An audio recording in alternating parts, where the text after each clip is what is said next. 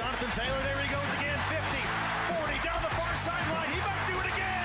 10, 5, touchdown, I-N-D-Y. Eastern Conference Championship has been captured by the Indiana Pacers. Alex Pillow wins the 109th Indianapolis 500. This is the Fan Morning Show with KB, JB, and Jeff. Good morning, everyone. We edge closer and closer to week 2 of the Indianapolis Colts season, taking on the Denver Broncos on Sunday afternoon.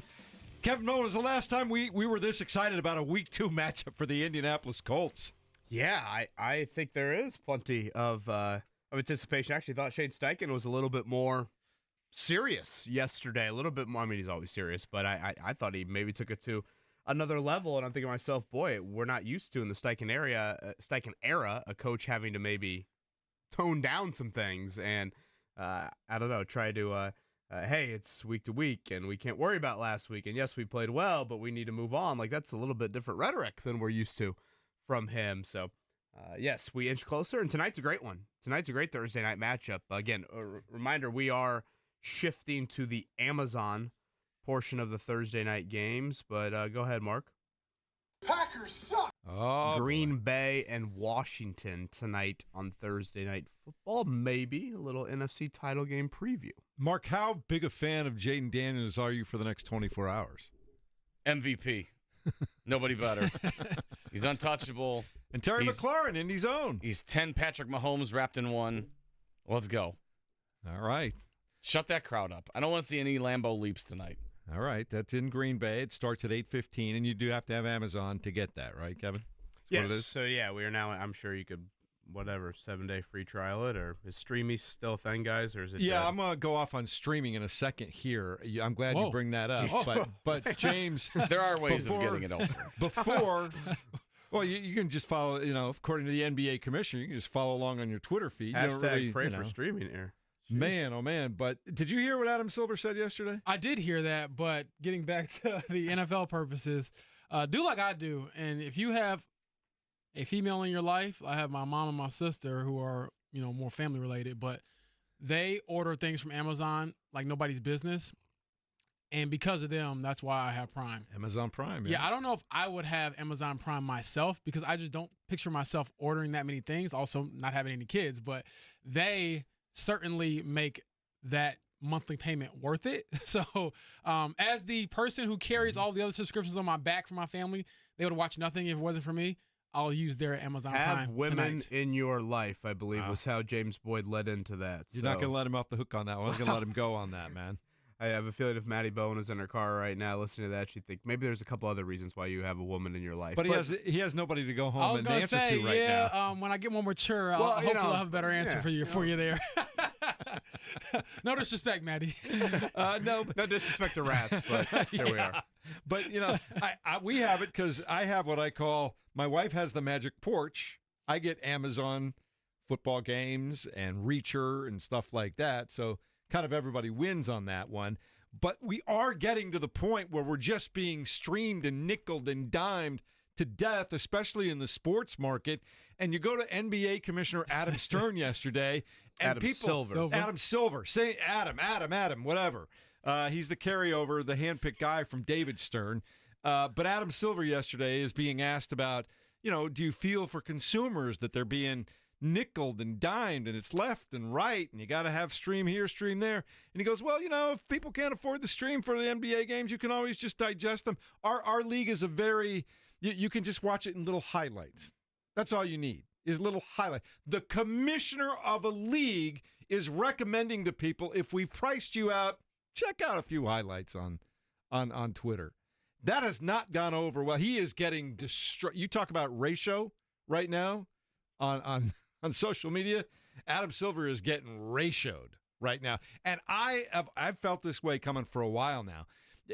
Just to watch an entire NFL season now, you got to have Amazon. You got to have Peacock. You've got to have YouTube. And Netflix has come into the mix now on Christmas Day. And it's not bad. It's not enough that if you want to go to a live event, you're going to pay through the nose, not just for the ticket, but anywhere close to the stadium the other day was $40 to $50 for parking.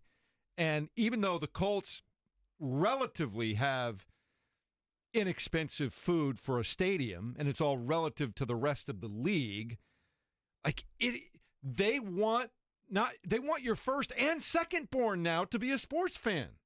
And it's starting to get to the point where do you want gas in your there are a lot of people that have to decide, do I pay the insurance for my car and fill it up with gas for the next 2 weeks, or should I get one more streaming subscription? That's why I do SimbaCam at games. Which one are you willing to, sacrifice? There you go. Take this one. If you're deciding between those two things, please put gas in your car. Yes.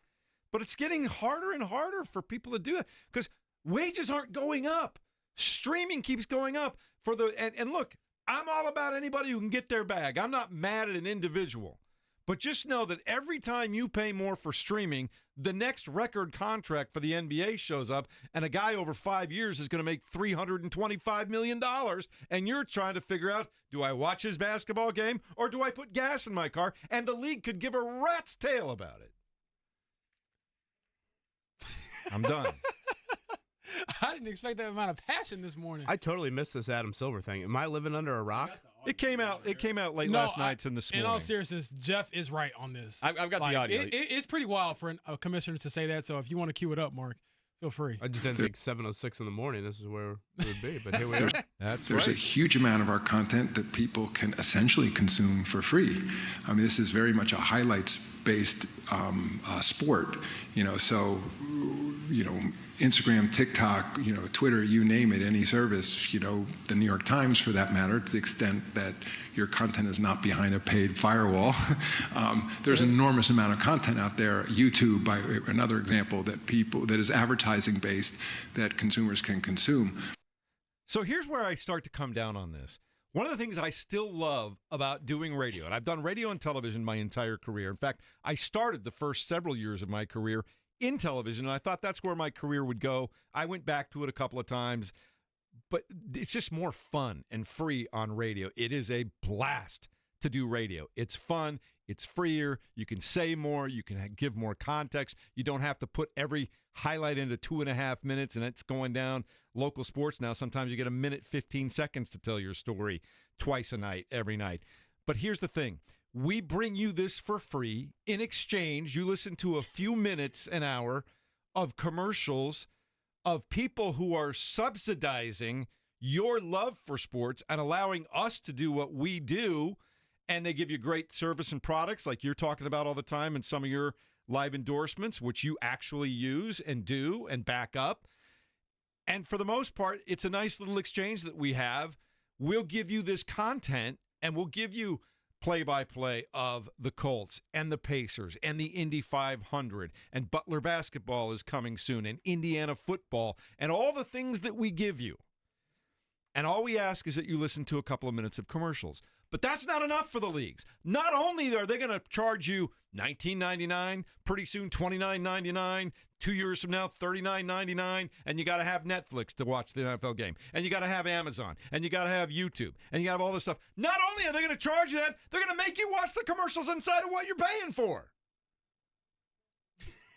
I'm sorry for laughing, but I just didn't expect this to be such a passionate discussion. Well, but they just my point is they just keep taking and taking and taking from the very people who are making them wealthy, rich individuals, and it's never, ever, like I guess most businesses, it's never, ever enough. Ever. Sounds like a capitalism debate, does it not? It does. It does. And look, I should have snoozed it a couple more times and strolled in at 7:20. Anti-capitalist. I'm just speaking out for the fan that I know is getting squeezed for his love of sports. And there's plenty out there that every time they turn around, I got to have another subscription for that, and I got to have another subscription for that. I get it. I just my advice: make good friends so you can use each other's passwords. Yeah, I've ranted and raved about the Bally subscription before. I probably look at it more from a local standpoint. My thing is, if you're going to pay $19.95 a month, you better be the most efficient app out there. That's kind of where a lot of my frustration lied with. We've talked about this before. Yeah, and that was in a lot of markets too, by the way. Right, and again, I don't know. Maybe I should have listened to the whole Silver quote. That Silver quote to me didn't bother me as much. I mean, he's right. The league is able to be a highlight-driven league, so people can consume in other areas. So I don't know. Maybe I should listen to the whole Silver thing, but that quote didn't bother me. So here's what I would suggest moving forward. Just listen to the Pacers games on 93.5, 107.5 The Fan. And when you know there's a tremendous play from the night before that you want to see, just do what Adam Silver suggests. Just go to your favorite social media feed and watch the highlights. Well, I think that's honestly a reason why the NBA has, I guess, done a nice job if you look at demographics of like catering to a little bit of the younger fan. It is a very, house of highlights is a big thing. I mean, like, they have done a nice job of that. And, maybe some other sports leagues, Major League Baseball, other leagues, maybe they're not highlight conducive or haven't done as good of a job with that. So, yeah. It's just, we'll see if Mooney Ward practices today. That'll be a big deal for the Colts. Yeah, that's a huge deal. He was out there, by the way, which I think is probably a positive sign. I wouldn't imagine listening to so much loud music. I think that is a good protocol. Sign. Yeah. I have not slammed the door shut on Mooney Ward not playing on Sunday. All right, we'll talk about all that stuff. We'll give you the morning check down, and I know I'm excited Do you about want me to something fill up else. your water? No, I'm good, thanks. Okay. But Mark knows there's another passionate subject I have to talk about today too. Okay. Boy. Yeah. I woke up. I chose a little verbal violence Boy, this I morning. tell you what. Put your dukes up. Adam Silver Should right have gone in a my little crosshairs. vacay day here for me. All right, we'll check it all out next. 93.5 and 107.5 The Fan.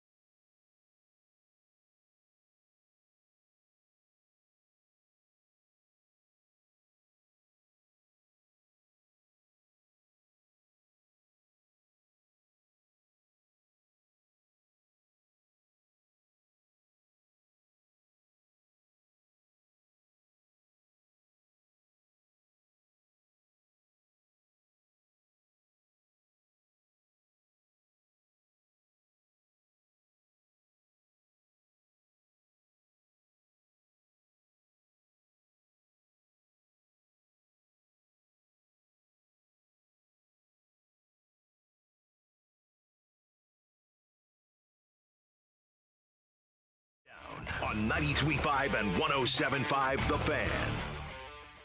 Good morning, everyone. Welcome into a Thursday morning. The NFL season week 2 kicks off tonight. It'll be the Washington Commanders taking on the... He's not even in my league. Oh, Mark. My finger slipped. Green Bay Packers it's right there. I thought you had that thing just ready to go at all times. I think Jimmy Butler, TJ Warren. Yeah, I was going to say, wow. When I say that he's trash, like I mean that. I think he was trying to make something about Jordan Love right there is what it was. I'm with that. The Indianapolis Colts getting ready for their Week 2 matchup on Sunday afternoon. A late start just after 4 p.m. against the Denver Broncos. We were talking about it a minute ago. James Boyd, what's the injury situation look like as we get a little closer to 48 hours to kick off? Yeah, so, Kevin, we got an official diagnosis or really an update from Javarius Ward not being in practice due to the concussion yesterday. And then we also saw Jalen Jones miss practice, and he's going to miss some time, according to Shane Steichen. They're weighing IR as an option with the hamstring. I believe Laiatu was limited yesterday as well, Kevin, with a hamstring, and I might be forgetting somebody else. Oh, not Tyler Warren. Tyler Goodson also with the elbow, still trying to work through that. So those are the notable injuries. Anything you're really concerned about there, Kevin? Well, I mean, obviously Mooney Ward, anytime you're dealing with one of your star players in concussion protocol, it bears monitoring. Again, he was at practice yesterday, which, oftentimes with guys in the protocol, they don't want them out in 85-degree heat and sunlight and music and all that. So that at least is a positive sign. There have been guys that have just practiced on Thursday to start their week and made it through concussion protocol in time. It's not a given, but today obviously is a vital day for him. And then anytime you see a guy limited in practice, it could either mean they're just watching his reps, or it could mean like that guy got hurt in practice. That's kind of the gray area with the injury report. So lots to the hamstring. Also, bears watching. All right, we'll keep a close eye on that. In the WNBA, the Fever, of course, have concluded the regular season portion of their season. They are 24-20, currently sitting in the sixth spot in the WNBA. Golden State Valkyries have one game left to play. If they win, they would also be 24-20, and they have the season head-to-head, I believe, over the Fever, which would put the Fever in 7th place. If Golden State loses their last game, Indiana goes in as the number 6 seed. We'll find out about playoff schedules a little bit later on this week. We do know that at some point they will play on Sunday. We just don't know against who and when. Exactly. So we will get some confirmation later today, and then from there is just, can you kind of have that David and Goliath moment where you go in as the underdog and try to prevail and stay alive and keep your season rolling, because obviously they've done a lot to get to this point and they don't want it to end anytime soon. Also, interesting note, the Indiana Fever have amended guard Kelsey Mitchell's contract. There's a thing called a time-off bonus for WNBA players. The league can spend up to $50,000. It does count against their salary cap to try and incentivize players not to play in the offseason, to go play for someone else, and that's important for Kelsey Mitchell. You know this better than anybody, James. She's played in every single game that the Fever have lined up for the last 3 seasons. You know what's crazy? I actually forgot. At the beginning of the year, Kevin, do you remember Kelsey was playing through a fractured finger on her shooting hand? I remember looking at her knuckle on her middle finger, and it was large, and it was because she had messed up her hand overseas in China and just played through it. So when we think of all the records she set this year with most points in a season for the Fever, and obviously some of these big 35-plus point performances, you almost forget that she started the year injured, and she's played every single game and played outstanding basketball. So the Fever want her to take some time off, and hey, what is it, $20,000 they gave her, I believe? That will certainly incentivize her to take a little break. I'm wrong. She's a free agent, right? Yes. Just a 1-year deal. So I'm kind of curious how all of that plays into it. That is a good question. I'm honestly, trying to picture an NBA, like Miles Turner going into free agency, and the Pacers being like, yeah, we don't want you to do this. Well, it's like, well, how much longer do you have control? That is true. That's a very good question, actually. Player, the Fever, whenever their season does end, I mean, they have a very critical offseason. I mean, Kelsey Mitchell, free agent. Natasha Howard, free agent. Sophie Cunningham, free agent. Yeah. I'd assume Aaliyah Boston is probably due an extension pretty soon. So, again, this was kind of a 1-year all-in push. A lot of the chips in. And, of course, we have the CBA with the WNBA. That's a huge kind of league-wide storyline. So, be very interested what the future holds for the Fever. I guess the next iteration with Caitlin Clark. All right, Kevin Bowen, put your seatbelt on. Oh, you man. locked in? Oh, man. Big one Saturday night, A&M coming to South Bend. No, we're not going there.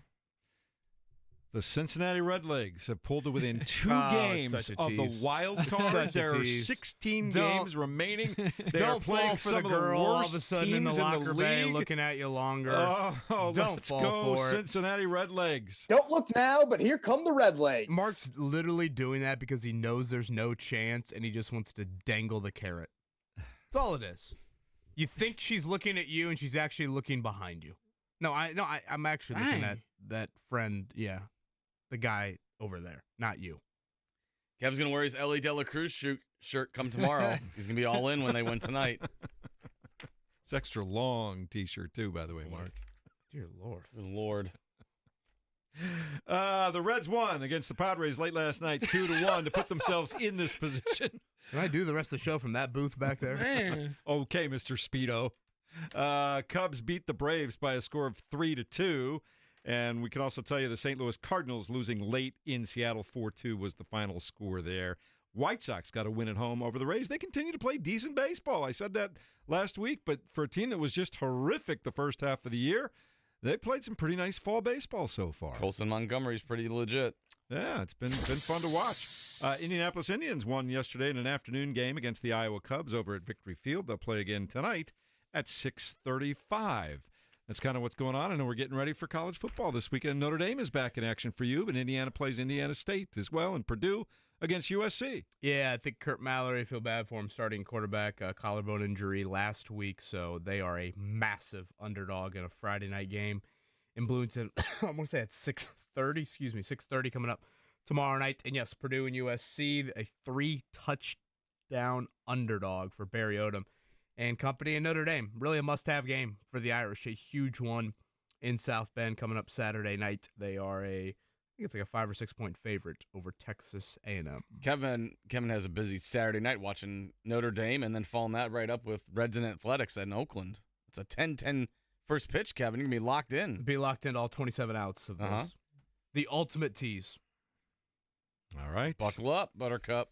Also, we have the National Collegiate Cycling Championships over at Major Taylor Velodrome on the campus of Marion. That'll run through the weekend here at the Indy Cycloplex. Marion is the 2-time defending champion, and they will be challenged by the Colorado Mesa University Mavericks. We need an update of Camp Jeff Night 2. So you're housing the enemy, right? We are Team Marion, and you're housing the enemy? Well, I went to school there, so it's not my enemy. Boy. The local audience. Jeff's housing the Patriots. I was gonna say he's doubling up this week. Man. Got the Broncos Okay, coming to town. Mr. Illinois over here. Hey, I was wearing a Grace Burger shirt yesterday, baby. I've converted. I just pick and choose. So you're picking Indiana over Illinois, is what you're saying? No, you know when it how comes in a it couple goes. weeks. I'm gonna talk my trash. I've told y'all this before. I'm gonna talk my Selective trash now. cheering, right? Yes. And then if Illinois loses, hey, I'll bust out the Grace Burger shirt again. People will love me. I will tell you that the at least the women's portion of the CMU team, they got it done, man. They had a great, nutritious dinner. They were in bed by 9 o'clock. They are ready to roll this morning, Mark. They are serious and good to go. Oh. There you go. You better got them all the things they need. The coffee, the extra Eggo waffles, whatever they need to get out there. So who does the dishes? They do their own dishes. Respect, because So I thought about Jake and They Grant. rotate. One of them cooks. One of them does the dishes every night. They all pretty much put their plates away in the dishwasher and stuff like Respect. that. So it's all good. But it's going to be a lot of fun. And it's, honestly, Marion they are a monster cycling program. And like I said, 2-time national champions, having won each of the last 2 titles in Allentown, Pennsylvania. But they're on home track this week. So anything else Jeff you guys can help it. They're right, losing. I'm about to say, They're going Jeff, down. you've invested in this rival program. And you've opened your doors to the enemy. No so. bigger fan than Mrs. Rickard, so we'll see what happens here. Anything else you guys want to throw in before we go to break? Is that Just- Jeff Rickard or is that Tanya Harding over there? Why has he got a pipe in his hand? I would say, in all seriousness, on a more serious note, it is the anniversary of 9/11. So definitely want to acknowledge that and say that I'm very grateful for the freedoms that we have here in our country. So those who were affected by that, who are still affected by that, certainly sending my love and prayers to you. Amen. All right, and I think we all echo those sentiments, and we'll continue talking about sports, something that's kind of fun and freeing and a little bit different. We'll do it next at 93.5 and 107.5 The Fan.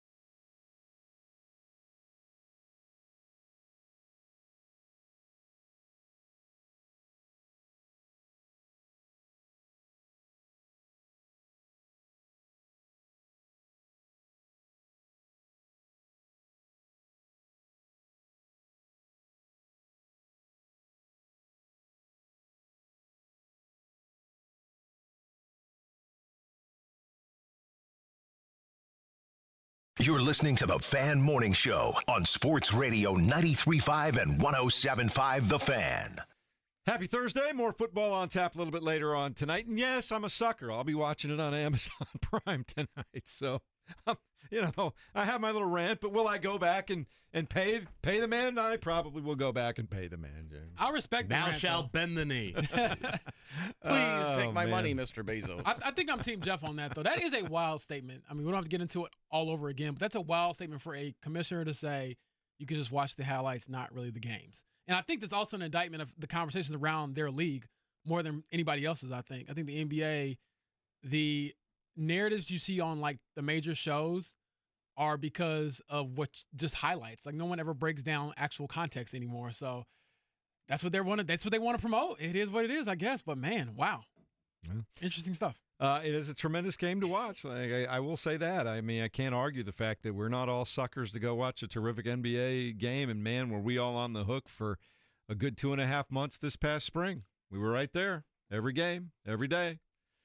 So that's just kind of how that goes. We're getting ready for the Colts, of course, on Sunday afternoon. We went over the injury situation a moment ago. They came up with an unbelievably dominant win over the Miami Dolphins just 4 days ago, and now they have the best defense perhaps in the league coming to town on Sunday. And I know you're looking at this one hard, both of you are, and I'll start with you, James Boyd. What a tremendous asset to have somebody like a Tyler Warren available to you in addition to all those really solid, if not really good, wide receivers that the Colts are trotting out right now. At least you have a lot of ways to try and hurt a defense like the Broncos. Yeah, I have a piece on this coming out later today. Actually, I'm sending it to my editor as we speak.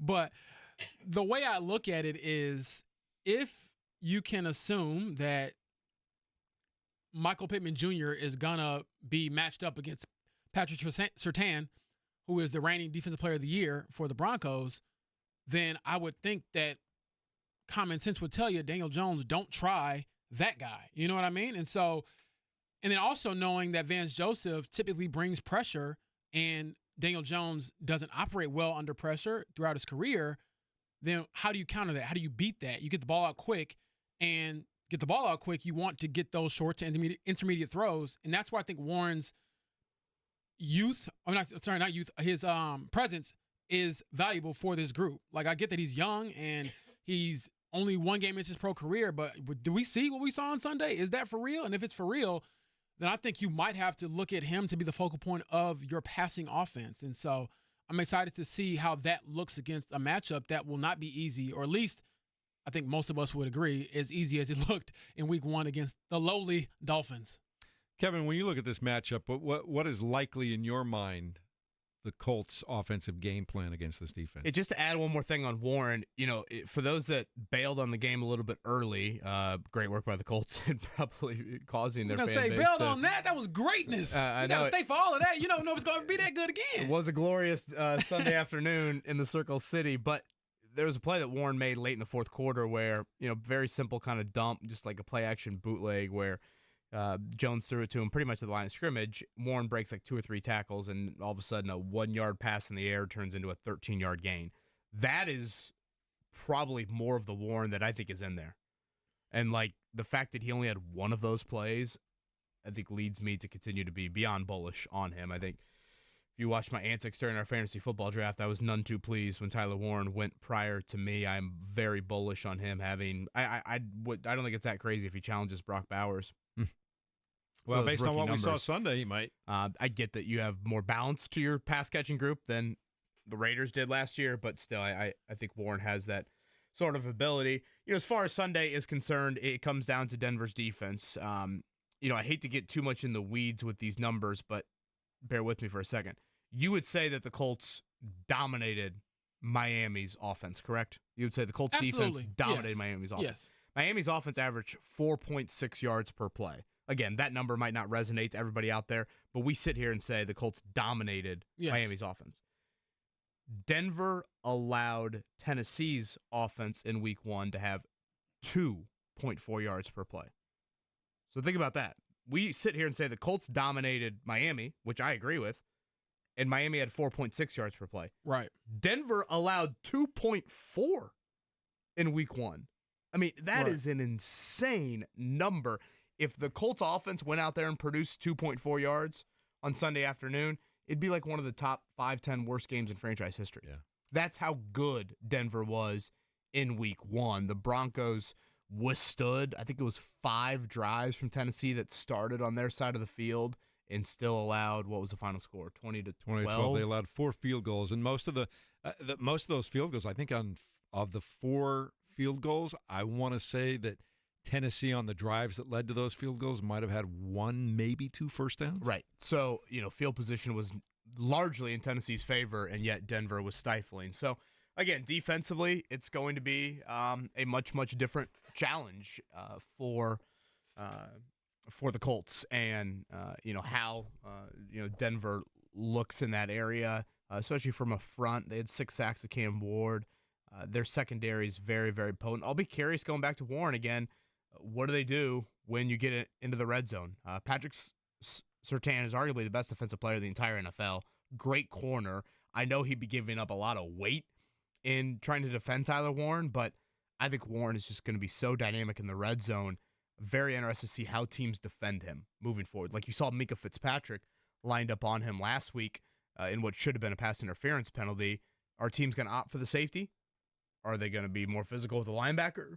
Would they dare throw a corner on him? Again, physicality-wise, it would seem not to be very smart, but, coverage-wise, it would make some sense here. So, it should be an awesome matchup and deserving of the 4 o'clock window, deserving of Kevin Harlan's voice. It's going to be a lot of fun. Now, the good news for the Colts is the Broncos offense did not look very good last week, and the Colts defense looked terrific, James. So there's that going for the Colts. Yeah, and the question is, especially today, as we get out there to practice later on, is Mooney Ward going to be available for this team? Will he be able to practice today or tomorrow? There is as you know, Jeff, a very clear protocol you have to get through, and I guess the first sign you would want to see if you're a Colts fan is that Mooney Ward is out there in a red jersey. And a red jersey means it will be not non-contact, but that would mean that he's progressed to at least being on the field again for his team. Now, typically, to be honest with you all, when people get concussions in NFL games, most of the time, the majority of the time, they miss the following week, at least 1 week. Now, all concussions are different. He could recover, quicker. I would say, in my unofficial diagnosis, it's a good sign that he was even out there yesterday with all the loud music and, the bright sun, all those things, and he looked to be, pretty fine. But that's still not enough to really know where he'll be. And if he isn't available, also knowing Jalen Jones is down with a hamstring injury, your depth is already being tested. Then you got to think about, okay, do we start a guy like Mekhi Blackman on the outside who is coming off an ACL tear last year? Do we move Kenny Moore to the outside and call up Chris Lamont from the practice squad to play in the slot? So there's a lot of toggling you could do, but for now, I think the next step is just figuring out, okay, will Mooney Ward practice this week? And if I'm not mistaken, Kevin, wasn't that a post-game diagnosis for Ward? Yeah, so he did go into the medical tent at some point during the game. I want to say it was the second quarter, stayed in the game. And spoke after the game. Spoke afterwards. Gave us one of the best quotes. New sheriff's in town. And they, I think low-key he's one of the better quotes on the team. He is. Better Speaks quote his mind. Him or Xavier Howard after the game this past week. Monday. That was Monday, Howard I was on guess. Monday, yeah. Well, usually corners can talk, and those 2 corners can definitely talk. He developed concussion symptoms on Monday. And again, like anytime we talk, and James, I thought, laid it out very well right there. Anytime we talk concussions, it's so difficult because all concussions are different. I remember the game a few years ago. James, you probably recall this. Late in the season in Atlanta, Michael Pittman Jr. clears protocol, and then on his way to the team plane, all of a sudden he has a setback and doesn't make the trip. And he had cleared. He had gotten through all the steps. So it's never black and white. It's never very you're step 1 here and then you're step 2 here, boom, boom, boom. No, it's always very difficult to gauge. And yes, the fact that he was out there yesterday typically is a good sign. And if he can practice today in a red jersey, he still would have a chance to play on Sunday. But I'll echo what I've said so far through this week.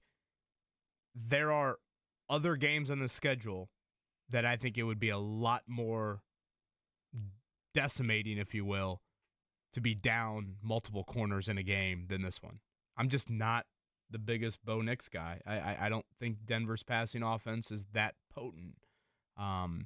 We'll see about Evan Ingram. I did see the veteran tight end practice yesterday for Denver. He had been banged up in their week 1 game. But, like, when you play the Rams in a couple weeks with Puka Nacua, with Devontae Adams, with Matthew Stafford, that's a game you vitally need all corners on deck. This is a game that I just don't feel that same way. And, maybe I'm basing it too much off of last year in the matchup with Bo Nix. And Nix was awful in that game, which I think frustrates Colts fans even more because Bo was 3 picks, I want to say, in that game. That game came down to one play. Can I flip back to the Colts offense for just a second? Because when I think about this matchup and you talk about, not trusting Bo Nix, I think there's a healthy level of evidence to at least feel some trepidation on behalf of Daniel Jones as well. He's coming off one of the best games of his career, but it's all about, can you sustain it? He said that himself. It's just 1 game of 17. When I looked at just the way he operated and kind of got into some of the numbers, and again, I don't want to bore you all too much, but I was fascinated by this one that stood out to me, Kevin and Jeff. So Daniel Jones threw for 272 yards, 29 pass attempts. So that's 9.4 yards per pass attempt, the 3rd highest rate of his career. However, he averaged just 6.8 intended air yards. And so for those listening, intended air yards is basically what's the distance between me throwing the football in the studio from here to From Mark? the line of scrimmage, right? Yeah. No, it's basically from me to Mark. Okay. How far is that distance? And so they will measure what that distance is and how far that is. It was just 6.8 yards, which was well below the league average last year, which was 7.6. And if you look at Daniel Jones' career, it would be like the 2nd lowest mark over his entire career. He's a 7-year pro. So all of that to say, they didn't spam or throw a ton of deep balls to get that intended air yards up. They were able to hit on a lot of these shorter routes, and then the playmakers made plays. And so I wonder how that will translate week to week in this league where, teams will adjust eventually, obviously, but can you continue to, hit on a few advantages, and can Shane Steichen continue to put Daniel Jones in schemed up advantages to where, hey, if I got Josh Downs, for example, on that 4th and 1 or whatever, there's no way this linebacker is going to beat him. So I'm going to just scheme you open. So I'm curious to see how that works if you aren't going to be the typical Colts that we've seen over the last couple of years last year, all they did was just throw it deep and, okay, Alec Pierce, go catch it and hope that we can gain 30 yards. It doesn't seem like that's going to be their MO this year. And having said all of that, man, that pass on the touchdown to Michael Pittman Jr. was just a thing of beauty. And again, that was a deep shot, but it was timely. It was what was needed for it. And then when you get those schemed up looks, Daniel Jones delivered, and that was a freaking dime. I went back and watched the play, and as Kevin pointed out, that doesn't happen, in my opinion, if Tyler Warren isn't in on that play, and if Tyler Warren hadn't already caught 3 balls on the first drive. So I'm excited about it, mainly because I'm like, man, I haven't seen an offense look that good for the Colts in quite some time. It's Fan Morning Show, 93.5, 107.5 The Fan. Kevin Bowen, James Boyd. I'm Jeff Rickard, Mark Dykton over there waiting for us to say something that can be taken completely out of context and turned around later on today. I know he's looking forward to the Green Bay Washington Commanders game later tonight. Packers suck. Yeah, getting back to the game for the Colts this weekend, though.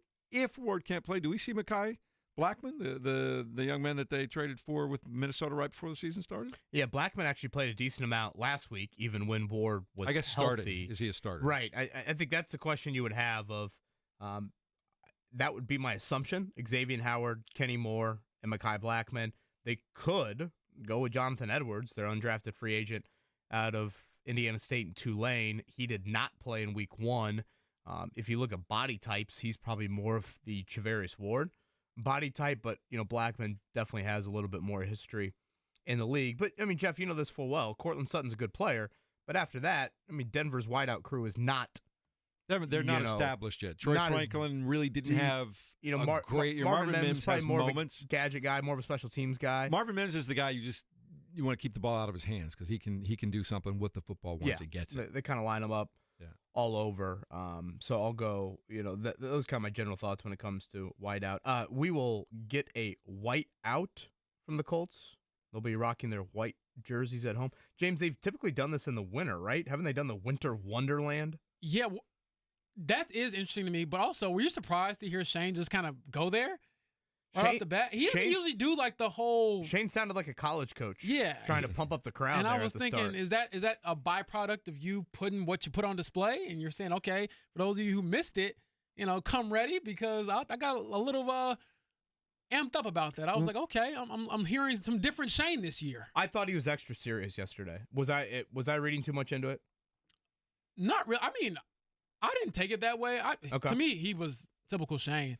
I mean, you got a kick out of Joel A. Erickson of Indy Star asking him about cadence and what makes a good cadence, and he kind of joked about how, I won't tell you that. So, he wanted no part of that. He wanted no part of talking about last year's game. He was very short. That one I figured he would not go there. In all of those he kind of dunked on you there, is he getting Belichick-like in his ability to not say anything about anything? Well, again, Shane says nothing. Let me be very clear. But I thought yesterday his tone, just in general, was.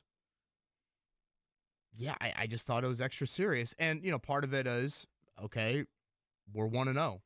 When has the NFL world talked about the Colts like they are talking about the Colts right now in Shane Steichen's tenure? Not during his tenure. This is as good as it's gotten for him in terms of optimism moving forward. Right. So, does he acknowledge that? Does he feel that? Does he feel like, hey, we can't live in complacency? Frankly, I'm used to Colts coaches having to build their team up. I'm used to Shane Steichen telling me that, well, it's not as bad as it looks, or we're fine. We're just a play away here or there. That's kind of what I'm used to with Steichen. And even going back to Frank Reich, that was a good chunk of the end of that era. Whereas now it's like, wait a minute, the Colts are the week 1 darling of the NFL. And is this now the new, and if you look at it, it hasn't happened very often in the Steichen era, but when the Colts have been better than 500, it hasn't lasted very long. And they've typically have followed up, whatever. You're 4-3, you're 6-5 with a loss. Now, again, it's 1-0. We can only speak on, where they're at right now in early September. But I think you make a good point, though. I mean, you told me the other day they're trying to be 2-0 for the first time since 2009. Right. That blew my mind. I mean, we're not talking about going 8-0. How many times in the Steichen era have the Colts been 2 games above 500? That's a great question, honestly. Maybe late in that 23 season? Yeah. When they probably were 7-5, then they lost to Jake Browning and the Bengals, or 8-6, and they lose to Taylor Heineke and the Falcons. So it's interesting because, again, I largely, and we all do this, probably read too much off of Steichen. In any coach, we do this for all sports. You probably read too much into. I'll say not me. I've learned press conference settings. But again, I thought Steichen told us something with Daniel Jones. No, even though the words might not have been crystal clear. I'll give you credit for that. So I'm curious if the Colts do start to win. If they start 3-1, 4-2, that's different in the Shane Steichen era. How does he speak differently on that? Do we get a little bit more of a, hey, even more locked in? Because I just thought yesterday, James, from the start of it, he was all business, and that continued throughout. I get that he doesn't want to go back and reminisce a little bit about last year's game, but I think if you ask Shane that question about other games, he would at least dangle a carrot out there and say, yeah, I felt like offensively we did a nice job, but defensively we need to be better. Whereas his answer yesterday was last year's last year, and that was it. So do you think part of that, and feel free to chime in, Jeff, was just the scar tissue from how you lost that game? Because that wasn't a regular loss. Sure. That was, they will remember that, and especially Jonathan Taylor in this regard, he will remember that forever. A.D. Mitchell will never forget that play. It's a very good point. I mean, when you went there, I figured that he would kind of counter with that because that has to still sting. Even though he will never admit it publicly, that is the one loss. And there'll be others throughout his career because you do this long enough, it happens. But that one, it's hard to get over. You don't get over that. I can't imagine he hasn't been thinking about this game since the schedule came out. Whether he admits it or not. Yeah, whether he admits it, because we know coaches, they take these things personally. They take that play. I think JT will take it personally to a degree. I think all of them take it personally. I guess, James, to go back to it, there's been 2 defining games in the Steichen era. The Houston game to end his first season, the win and get in, and obviously Gardner Minshew to Tyler Goodson, 4th and 1, et cetera, et cetera. And then I would say last year it was that Denver game. And those, to me, he talked about the Houston game differently and reminiscing than he talked about that Denver game yesterday. And so, again, maybe this is the involvement of him as a head coach. I think at times we do miss the boat a little bit on that. Last week I tried to bring up, and I get it. It doesn't seem like earth-shattering stuff to Steichen, but when you ask him, where did you feel the need to grow in year 3, he says, at times I felt like I was giving the guys too much. Right. Here are 6 keys to go win the football game. Now he says, no, let's narrow that to 2 or 3 keys. Again, to some people, that might not sound like earth-shattering stuff at all. But to a head coach that's, what is he, 39 years old, 38 years 40. old, 40, first time doing it, is that involvement in his Don't coaching ask me how career. I know that. That was very impressive. Wow. I was looking up his. Now I have to ask you I how was you looking know at his that. Wikipedia page this morning when I was doing a story because I was looking at where he had coached before, talking about tight ends, and he's had Antonio Gates in his career and Dallas Goedert with Philly, and they had a little age there. I was like, oh, I forgot he was 40. So shout out to the 40-year-old Shane Steichen. The prime of his life right there. All right. We never Come ever. on, we got somebody in the YouTube chat saying I look like I'm sitting on a phone booth or phone book. Come on. He's not. I gotta deepen my voice and raise my chair up. You guys are brutal. Is that James White or Barry White over here? I'm not looking at it yet. You look like, I look like Muggsy Bogues over here compared to you. You are sitting kind of low today. Yeah, how but come? Why are you? I did get a kick out of somebody when Is you this how J&V had his chair? I don't know. Okay. So when Kevin put out the video yesterday of you asking Daniel Jones about the Dimes nickname, I saw somebody replied and was like, damn, how tall are you? And I was like, yes, somebody can finally see what we see, because I swear we get in these scrums and there's like literally probably 15 people gathered around this tiny locker. And if I'm not like sticking out my spot early, I'm like reaching over. I'm trying to find a little window where I can kind of see. And then you got Kevin who just strolls over all smooth and just raises his arm up. And I'm like, this guy. And so I try to stand on the opposite side, Jeff, so I don't look as short as my, co-radio host. You're always in the background of the video. I know. And then that's the other thing. When you got the camera pointing down, I look shorter. You got to give me my full 5'10". Justin says I've got the Detroit lean going. Okay. It's because the Reds are back. Here come the Red Just Legs. Peacock walking to the bathroom during the break here. That's what I'm saying, man. Mark's got questions. That's coming up next. 93.5, 107.5 The Fan.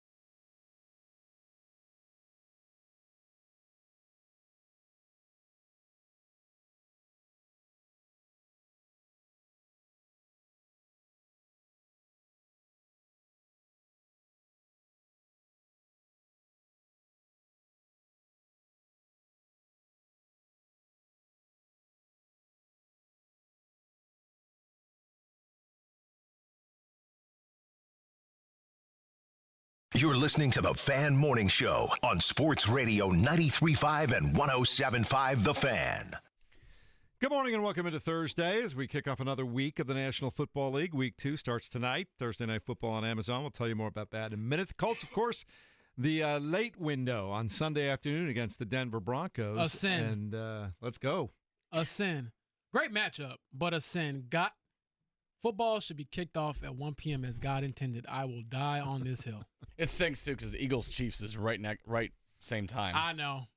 But that is a good day to have NFL Sunday ticket. One of those games. Yeah. You think fans universally agree with that, James? 1 o'clock? I do think so, yes. I think that fans would generally like to get the game up and running at 1. Mm-hmm. I mean, so why the complaining about lack of primetime games? And I think that is the loud minority on social media who cares about like the national narratives. But I think people feel like they're disrespected if the league never puts you on national television. To a degree, they're right. I mean, that's fair. You don't get primetime games if you're not good. But I just prefer for the Colts, hey, if you're good, just still stand at 1 p.m. time slot. Keep disrespecting them. I like to have my work day over, but, I mean, at the same time, I get paid to watch football, so I can't complain too much, right? Just tell me when it's going to start, and I'll be there. When it comes to the Very NFL, I just love watching NFL games. Get used to 4 o'clockers because this got week, a few, this year, Rams in a couple weeks. Yeah. Obviously, that's out west. Chargers, obviously, that's out west, too. I want to say Tennessee might be a home 4 o'clock game. I want to say that's.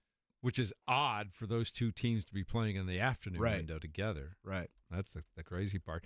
Matt C. has my back today, Kevin Bowen. KB, don't look now. He writes on the fan text line at 239-1070. KB, don't look now. Here come the Red Legs. Don't look now, but here come the Red Legs. 2 games out of the wild card, 16 games left. 9 are against the A's, Cardinals, and Pirates. Let's go. Mark is doing the ultimate fan thing right now. His team is good. His team is in the playoffs, and so he's trying to build up little brother. This would be like Purdue basketball fans recently trying to like scratch the IU basketball fan on their back, or IU football fans doing it to Purdue football fans last year. It'll be okay. You'll find somebody else after Ryan Walters. That's literally what Mark is doing right now. When has Mark ever played this much positive Reds audio in his life? He never has done this. I'm tracking, I track the show for the podcast and everything like that. In the rundown, I just wrote, Kevin's Reds are rising from the ashes. You know what it is? He wants to be able to go. He wants to put the football out there like Lucy for Charlie Brown. He wants it pulled away in the last moment. What a at the reference! end. No, they're legit. He wants to see hearts broken. He does. He wants you to have a Charlie Brown Christmas. He does. He heard how I talked about his Bears on Tuesday. I mean, he knows full well what he's doing, and it's genius. It's so smart. And like all this hype, it's like, oh, the Reds are too bad. Well, I mean, so are the Giants. Let's not act like it's the Reds and the Mets in this duel here, and you've got 6 games against the Mets the rest of the year. The point is, they're in it.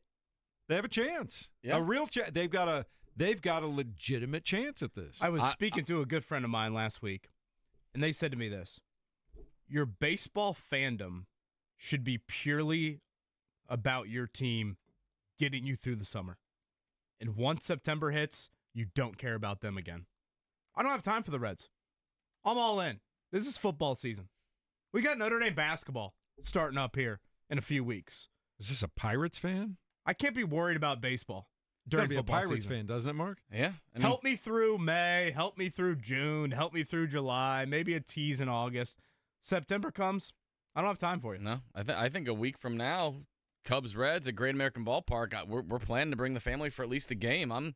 I'm sweating that one a little bit. It might be sold out over there because they're going to be in the wild card run. Be long lines, Mark. Yeah. Long and wide. Oh, Lord. Long, wide, and deep. Oh, Lord.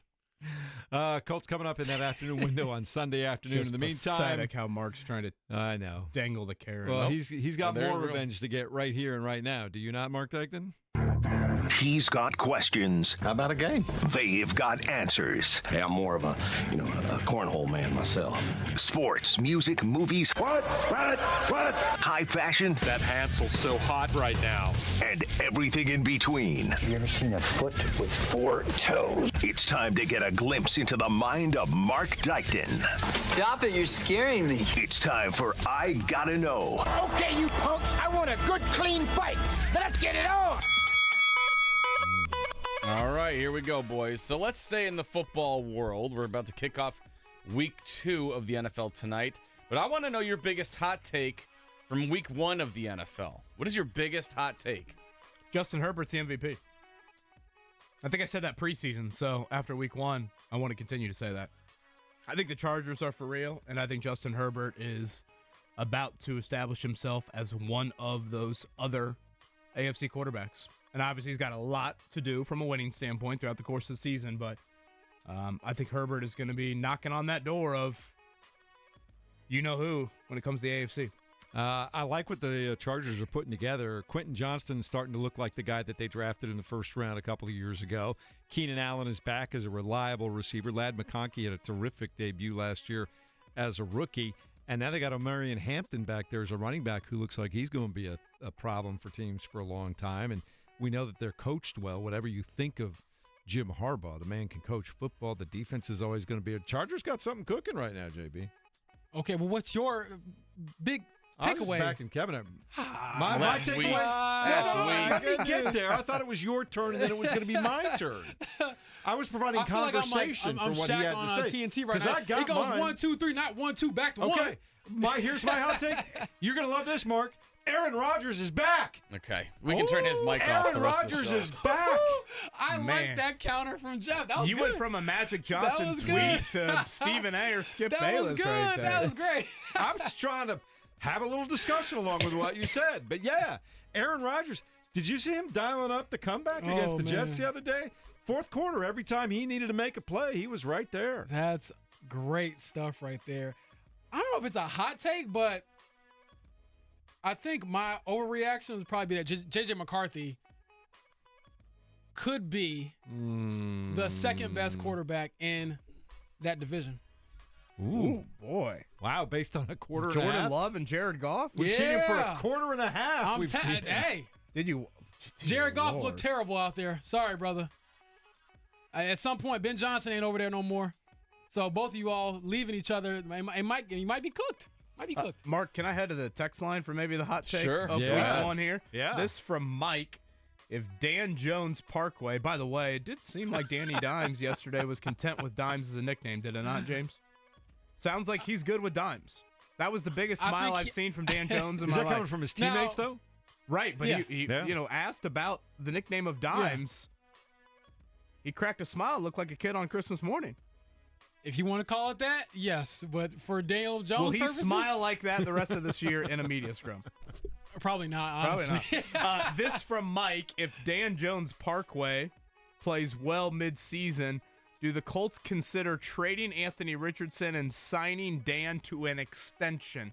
A mid-season contract extension for Dan Jones. Lord, that is quite the take. No, that will not happen, but boy, would that be something. Could you Peyton Manning, you take your statue and you put it in the Shapiro's parking lot. We've got a new erected statue out front, and it's one Dan Jones. Oh, here's one hot take for you. Just going, I guess, 2 now, whatever. But last one I have, Baltimore will not win a playoff game. They always lose in the most stupidest ways. So I just feel like they're going to be the team. Like, if there's one team that's really good that would lay an egg in the playoffs, I feel like it would be them. They just find ways to lose, and I don't trust them. This from Tree in the YouTube chat: the Chiefs dynasty is over. I'm giving Feels it that. that I'm hammering that over. Yes. Mm-hmm. I mean, they went 3 straight Super Bowls, so at some point, attrition's got to kick in. Okay, more surprising from week 1, the Colts' dominance or the Dolphins' ineptness? Were you more surprised on Sunday? Colts dominance. You know, there's been this big old Colts, are the Colts good or the Dolphins bad? Guys, you got to go 55 games since the Colts last beat a team by the amount of points they just did. Think about the 55-game stretch. You think the Colts have played some bad football teams in those 55 games? Hell yeah, they have. I was going to say a lot of them have been in the division. And they didn't beat any of them by 20, what was it, 25? Is that the final score? So I'm going to say how thoroughly dominant the Colts were. Yes, that's an easy one. Yeah, I like how the Colts put it all together. New defensive coordinator, new secondary, new quarterback, new tight end, and all of it worked. Every single one of those things that they tried to improve on the team in the offseason, whether it was the Miami Dolphins or whether it was the 85 Bears, I don't care. Everything they did worked for 60 minutes on Sunday. So you're rolling with the Colts being more impressive than the Dolphins being just inept. I think it's a little both, but if I had to go on the scales, I thought the Colts were really impressive on Sunday. Well, that's the questions we were asking. So, hey, speak truth there, Jeff. I'll go the opposite. I'll say the Dolphins were just atrocious. I could not fathom an offense looking that bad when you have Tyreek Hill and Jalen Waddle, and your quarterback the last couple of seasons has led the league in like completion percentage and, time to throw as far as how quickly he gets the ball out. To look that bad, I mean, in week one. Yes, and I understand that Lou Anarumo was cooking up some different looks and all those things, but every single phase of the game, they were awful. And then just the stupidity. I mean, you finally force a punt, you run into the kicker, and then when it's 1st and 30 for them, they've been backed up with some penalties. You get a defensive holding penalty that gives them automatic first down. So just the total ineptness, I was shocked by how bad they looked. Taking nothing away from the Colts, they came out and balled, but how do you lay an egg like that? And, that seat is hot for Mike McDaniel for sure. In the game that you're supposed to be the most prepared for. Most coaches have one. You had a month to prepare. Yeah, and you look horrible. All right, would you rather get an invite to the Taylor Swift-Travis Kelce wedding or just attend the Travis Kelce bachelor party? Bachelor party. Ooh. My thought here is that if you're going to the wedding, I mean, it's going to be A-list, top of the line, everything. You're going to have memories for that. But Travis Kelce and Jason Kelce at a bachelor party, that's the other side of the coin there. I got no chance in hell at blending in at the wedding. They're going to be looking at me like, hey, when is the next serving of the food coming out? They're going to be like, hey, can you clean up the bathroom over here? There's no more toilet paper. This guy at table 41 is asking for more fettuccine Alfredo. He's had 3 plates Keeps on requesting Lose Yourself from the from the music here. At the bachelor party, I could somewhat blend in. I kind of agree with Kevin's take there. I'll go bachelor party because I think I told you all this story. Down at the owners' meetings earlier this year in Florida at this super fancy hotel, which I would never, ever stay in if I didn't have that credential around my neck. They were going to hem me up and throw me out. But as I'm like taking my food inside for some like little dinner they throw every year for the media and everybody else, I ask this woman in front of me, excuse me. She turns around. It's Serena Williams.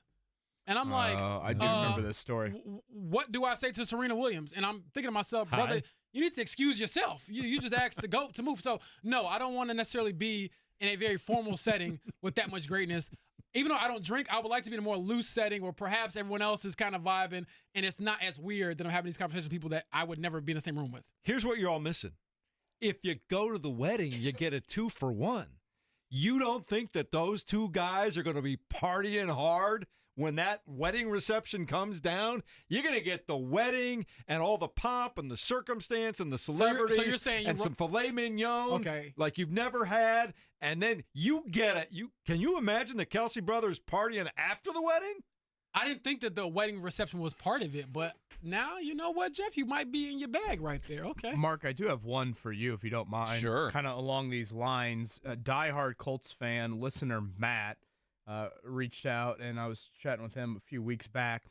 He has an upcoming bachelor party, I believe next weekend, in Vegas. Ooh. And he has bumped the itinerary to more of a Friday to Monday. Mm-hmm. And the thought there is a Sunday sportsbook visit while watching NFL Week 3 Sunday sportsbook. Now, Sunday scaries, I think, are alive and well. I think Sunday scaries from a bachelor party are some of the darkest moments you could have. Would you endorse that sort of schedule as a bachelor party attendee? Would you say to yourself, you know what? Sportsbook, NFL Sunday, you take the Monday then off work. I think it's the thought process there. Would you endorse that? Yes, I would, because I do actually want to do that. I've always wanted to do it Vegas for March Madness, to go into a sports book, especially with some of the ones I'm seeing now where they have the literally 100 and 100-foot screens in the pool. Yeah. Yes, sign me up for that, because you could sober up and then enjoy some more football and bets. The question is, how much pain are you in that Sunday? That's up to you. Mark's talking a big game over I'm there, like he can be in self-control. It's a bachelor party. And Vegas don't sleep. I think the key they don't is care what day of the week. Off. They don't care what month. They don't care what time. Vegas will always win. It's there. But I think the key is having Monday off. But yeah, I'm probably taking Tuesday and Wednesday. I was going to say, that Tuesday is looking good, too. We know you would take 3 days off. That much we know. Yeah, I'll say Mark is going to take that PTO every time. Short work week, man. That's how you do it. All right. Celebrity crush. Your first and your current. Ooh, my first celebrity crush would probably have to be maybe Mariah Carey. Oh, Kevin's a fan of Mariah Carey. Definitely dial that up. Fine. Yeah. Super fine. And then my current, probably Kaylani. She's beautiful to me. Kev? I have, Mark, I feel like you've asked this prior. Have I? I don't recall. Yeah. Jessica Simpson was that's my crush back in the day. I think that was at the fan cave night when we did that years ago. Yeah, gosh. Boy, that was for throwback. Private ears only. Who's the one about Lisa Simpson? Who's the one that is making all the drama with Gene ads these days? Sydney Sweeney. Sydney Sweeney. Yeah. Okay. I'll go there. Fair. Okay. Jeff? The legendary teenage crush of all crushes, Farrah Fawcett, had that poster on my wall. And currently, I will watch anything that Margot Robbie is in. Not only is she easy on the eyes, but she is really talented, too. That's a fair statement. I'm a big Margot Robbie fan. Buckets of beers are $80 out in Vegas. That's insane. How many beers do a bucket? About 8? Thank you, Corey Elliott. Good luck to your Longhorns this weekend. Mark, how about you? Yeah, Mark. First crush, probably either Jennifer Aniston or Kelly Kapowski, a.k.a. Tiffany Amber Thiessen from Saved by the Bell. Shout out to Saved by the Bell. And then Lisa Turtle. I miss those shows. Yes. And then current is probably either Allison Brie or I'm a big Miley Cyrus fan, so I like that a lot. By the way, Kevin's thoughts on Jessica or on Mariah Carey go. She can still get it, right? Yes, she can, Kevin. How do you find this stuff? I just remember we talked about Mariah Carey. Do you literally have a Kevin and that was your response. Of audio? I do. I was gonna say, can I walk over there and see that? When you upload this later on, Mark, just make sure you cut that part out so he doesn't get beat up by Maddie. You know, like once a week when you all wake up at like 1 or 2 in the morning and you can't go back to sleep. Thinking Mariah Carey can still get it. Yeah, probably. But no, the end you know how usually gets harder. Man, I'm just gonna let it go. Don't we have a morning check down we need to get to? Well, last one real quick. What are we watching, by the way? What are we watching? Oh. I just finished season 1 of Peacemaker. Sydney Sweeney, clearly. Kevin, get out of the doghouse. You know what? I just started Task. I want to watch that. On HBO. That is pretty solid. First episode dropped last week. I guess it's the new HBO Sunday special. So I am all in on that show. Mark Ruffalo, a.k.a. the Hulk, is the main actor in the show, and it is pretty good. Actor. Yeah. I am getting ready to start season 3 this weekend of Ozark. Gosh, what a show! I didn't think I would say this out loud, Jeff. I want to visit Jeff's house. I guess for multiple reasons right now, but Ozark's. He's clipping that. That's a dark show, man. It is dark, but you want to talk about twists and turns. And just things you'd never even thought was... Yeah, I wish I could experience that show for the first time again. Waiting behind the corner? The show is really well done. We all agree on that, right? It's fantastic. The writing, the acting is fantastic. There was a point about episode 4 or 5 in season 2 where I was like, I can't take it anymore. It's too dark. It got to be a point where it just was like, how much misery and human ugliness can I stand in one episode? Kevin, Jeff's answering the door. There's a knock at the door. It's Kevin with a bunch of Daisy sour cream dip. Hey, I thought we'd watch Ozark. French onion in the left hand, ladies. Ranch in the right. I'm ready to go. You guys want to talk about Galaxy Concrete too? And I can help out with the trig homework later. Yeah, that's right. Well, at least it was Mariah Carey and not Darlene from Ozark. We had that going for him. So she can still get it, right? Those are 2 ends of the spectrum there. Although I better talk nice to Darlene. All right, let's do a quick check down here before we get to Scott Agnes in a moment. The Morning Checkdown on 93.5 and 107.5 The Fan. James Wood, as quickly as you can, the injury report reads like what for the Indianapolis Colts right now? I would say the more notable ones are Javarius Ward in concussion protocol, did not practice yesterday. Will he practice today? And then Laiatu Latu popped up on the injury report with a hamstring. So those are 2 key ones to keep in mind. Colts and Broncos, Sunday afternoon, 4:05, Lucas Oil Stadium. NFL Week 2 starts tonight. Thursday Night Football on Amazon. It'll be the Washington Commanders taking on Mark's favorite football team, the Green Bay Packers. Packers suck! Indiana Fever will wait and see what happens in the final regular season game of the year for the Golden State Valkyrie. Valkyrie beat Seattle last night, so Seattle's in as the 8th seed. Valkyrie have one game to play. Valkyries, right? Valkyries, you're correct. They have one game to play. If they win that, they have the head-to-head over the Fever. They would be the number 6 seed. But if they lose, then the Fever claim the number 6 seed. But all 8 spots have been spoken for in the WNBA upcoming playoffs. Major League Baseball, Cubs beat the Braves 3-2. The Reds over the Padres 2-1. And Kevin, they're only 2 games behind the Mets, tied with San Francisco for the last wild card spot. 16 games to go. Did have to laugh at Brandon. I thought Jeff was going to say Dolly Parton for his crush now. No. That did make me laugh out loud. Thank you, Brandon, for that. The Reds are going to confuse Farrah Fawcett with Dolly Parton. Come on. The Reds are going to break my heart again, and it's just sick. And all of you don't look now, but here come the Red Legs. That's the 3rd time Mark's played that in the first 90 minutes of the show. He's never done that in his life. He knows full well what he's doing. If you can't see it on the YouTube stream, he's got that bleep-eating grin right now. I'm not buying it. So call it, Jeff. Are they getting in? Yeah, you declared them dead on Monday. I'm ready to go. Let's go. So I'm asking, are they in or out? They're in. All right. Come on. We got a divide in the studio. I like this. This is good sports talk radio. We care about who is hot. And the Reds are hot, Kevin. The red hot. Piping hot. Seattle Mariners beat the Cardinals 4-2 last night. The White Sox win 6-5. The Indianapolis Indians 8-3 winners over the Iowa Cubs. They'll play at 6:35 tonight. And it just occurred to me that I spent much of the 80s crushing on Vanessa Williams, too. Vanessa Williams, too. She can get it done. So there we go. Anything else you guys want to throw in? I'm good. I'm ready to rock and roll when we get back from the break. Scott Agnes is going to tell us all about the Fever and a very interesting play with Kelsey Mitchell that the Fever pulled off last night. We'll check it all out next on 93.5 and 107.5 The Fan. She can still get it, right?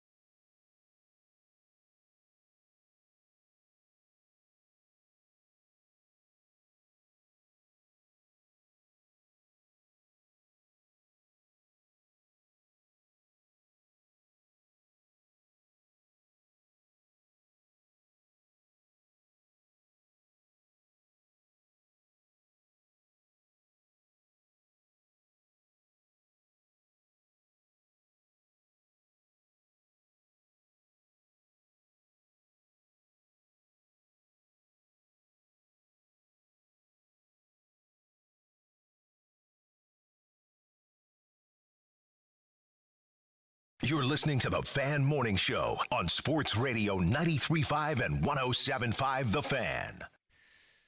Obviously, a lot of football to talk about. We'll get back to that coming up in a few minutes, but some really cool basketball taking place right now, too. The Indiana Fever, despite 5 season-ending injuries to folks on their roster this year alone, managed to finish the season 4 games over 500, and now wait to find out who and when they will play in the postseason coming up here starting this weekend. Probably Sunday is when the Fever will play their first game. We just wait to find out who and what position they'll take. And also some roster news to talk about. And that's why we bring in our man from the Fieldhouse Files, Scott Agnes, on the Payless Liquors hotline. He covers the Fever each and every day. He's a tremendous source of information when it comes to that team. And he's kind enough to get up early and join us again today, as he does every Thursday morning. Good morning, Scott. How you doing today? Morning, guys. Doing just fine. Gearing up for the postseason, man. That's what it's all about. That's what it is all about. Now, do we know... We know Sunday, but I guess who they play depends on when they'll play Sunday, right? Presumably. Yeah. You do have that 3 p.m. ABC slot that traditionally, especially if Caitlin was available, that you could almost pencil them in easily right now. But unfortunately, we have to wait basically till the end of today because the Aces have a 10 p.m. start time tonight to figure out who they play and what time. Scott, can you break down the scenarios? I know there's really only about 2, and also what would be the better matchup for the Fever, the Dream or the Aces? Yeah, I think first of all, in terms of the matchup there, I think both teams are playing well. They finished strong this season, just like the Fever have in all respects. I go back to the Aces and the history they have of winning a couple of championships. And that's something I can't overlook. On top of that, they're playing better than anyone since August 2nd. They've won 15 straight games. And what's crazy about that is you go back 2 weeks prior to that when they played here in Indiana, and it might have been the worst performance I've seen by an opposing team ever. They looked awful. Yeah, it was. If I remember right, outside of Asia Wilson, maybe no one else on the Aces had more than 2 field goals. It was absurd. It was a team that had almost given up or not tried. And clearly they had done something to rally around one another here and figured it out ultimately. And so they're obviously streaking at the right time. Becky Hammond as the head coach, that cross-country flight. If I'm the Fever, I would like to play Atlanta, but either way, it's going to be a tough matchup. With that situation, just given their history and everything. Just Atlanta's such a physical team, though, as well. I think back to how they guarded Caitlin Clark and just threw different bodies at her and all those different things. And so that's certainly something to watch when it comes to that. They're led by Alicia Gray down in Atlanta. And then in terms of these matchups, what you're looking at is I believe Vegas owns the tiebreaker. So if Vegas is able to win out, you would see the Fever begin in Vegas as the 7th seed, I believe. Fieldhouse Files, that's where you can find the work of Scott Agnes. He's with us here on the Payless Liquors hotline. Scott, I fully get like the CBA, I guess, finalization remains to be seen. But, you know, when a player has the year that Kelsey Mitchell has had and she is in a contract year, in other professional sports, you would almost always see like an extension, probably in season. You know, that's just kind of how things operate with a player like her. I guess, and again, I'm not super educated on where we're at from a CBA standpoint with the WNBA, but I guess where are we? Let's start there. And then 2, is it just your assumption that whenever that does get resolved, Kelsey Mitchell will be back? You know, Sophie Cunningham, I believe, is also in a contract year. Natasha Howard, a little bit on the older side, in a contract year. How do you kind of see the core of the Fever playing out when the new CBA is finalized? Yeah, so many questions regarding this upcoming season and such, even to the fact that once you get to the collective bargaining agreement and the agreement's reached, then you got to figure out how an expansion draft works, because this past year there was one, but that was with one team. Now you're adding 2 with Toronto and with Portland. How many players can teams protect? I would love if the WNBA announced the players that the team's protected. I don't know why they really didn't. I think they just wanted to kind of protect their own players and the publicity. But the reality is, if the player gets poached, they weren't protected nonetheless. But in regards to Kelsey Mitchell or contracts and things like that, you don't know what the collective bargaining agreement is. Therefore, you really can't negotiate on anything right now. And so, at this time last year, for example, I believe it was Sophie Cunningham who agreed to a contract extension with the Phoenix Mercury, which ultimately she didn't utilize, right? They traded her here to Indiana. But I would most likely expect for most of the core to return. I think they all enjoyed their experience.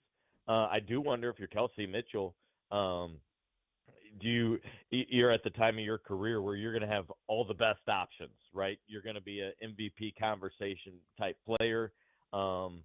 I don't foresee her leaving, but I totally understand if she would want to consider all of her options, given the situation that she's currently at. Now, on top of that, you have the collective bargaining agreement, that you have expansion, then you got to mix in free agency all before a draft and all before a season where you have more teams than ever before. So it could be a chaotic, frustrating, rushed offseason, if you will, once you are able to strike a collective bargaining agreement, which probably is not going to happen anytime soon, given the way the players have spoken negatively about the progress that has not been made. I know there's a lot of water that needs to flow under that bridge, but your gut feeling, are these players set for a dramatic increase in pay? I think so. I think they're looking hopefully at something like triple, maybe what their salary looks like. Certainly, maybe double in all this. One big question, though, too, Jeff, I also go back to is how do you usher it in for the players currently still under their rookie contracts? So, for example, you'll set a new rookie scale with this collective bargaining agreement. Can you really have a new rookie class this next year make 2x or 3x Caitlin Clark or Paige Beckers in this previous class? Do you have to elevate the current rookie scale contracts to even those with what they are, if there is such a dramatic increase like so many are expecting? And then there are all kinds of other issues at bay, but you're right. The number one thing is players want that overall salary to increase and be better, more aligned with the money that's coming in, especially as the new TV contract begins, like with the NBA for next season. Scott, have we heard anything on Caitlin Clark possibly needing surgery in the offseason? I assume, she didn't play in the Unrivaled last year. I assume this would probably take her out of any sort of consideration for that, if she even was. But I guess what is the latest physically with her and what that offseason could look like? Yeah, so I think she's continuing to progress. It's not as if she said, all right, we decided I'm out for the season, I'm done. She was out on the court before this past game getting a workout in. And this is what's going to tear her apart. Earlier in that day, she posted on Instagram, KB, I missed this so bad, then was out on the court just trying to feel it again and progress. In terms of surgery, no, that's a good question. While I don't think it is necessary, nobody has said that or confirmed that, hey, she definitely no surgery necessary.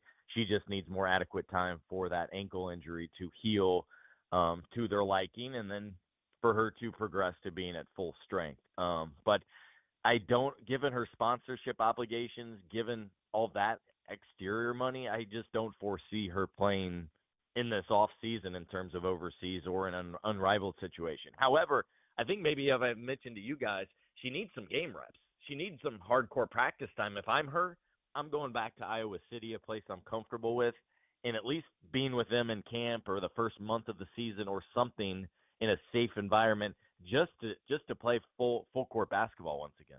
Yeah. Hey, Scott, real quick before we go, because we're getting up against time, explain the roster move that the Fever made with Kelsey Mitchell yesterday. Yeah, so if you have a very available salary cap space, one of tweak you can do that the league added several years ago is what's called a time off bonus. It's to encourage you to not go overseas, which most of them do purely from a money standpoint. And so they're able to give a bonus for a team up to $50,000. So Mitchell will get a portion of that to try to keep her. And I mean, last year, I remember Stephanie White, one of the first things she did, Jeff, was fly over to China to recruit her to stay in Indiana. So this will help with that. And she's a player that hadn't missed a game in 3 years and probably needs some real-time rest here gearing up before next season. So it works out well for both sides. Scott, as always, thanks for stopping by. We appreciate that. Take care, and we'll talk to you soon. All right. Thanks, guys. Scott Agnes with the very latest on the Indiana Fever, getting ready for some postseason. Who knows? Maybe a 3-game series. Maybe they can pull an upset here.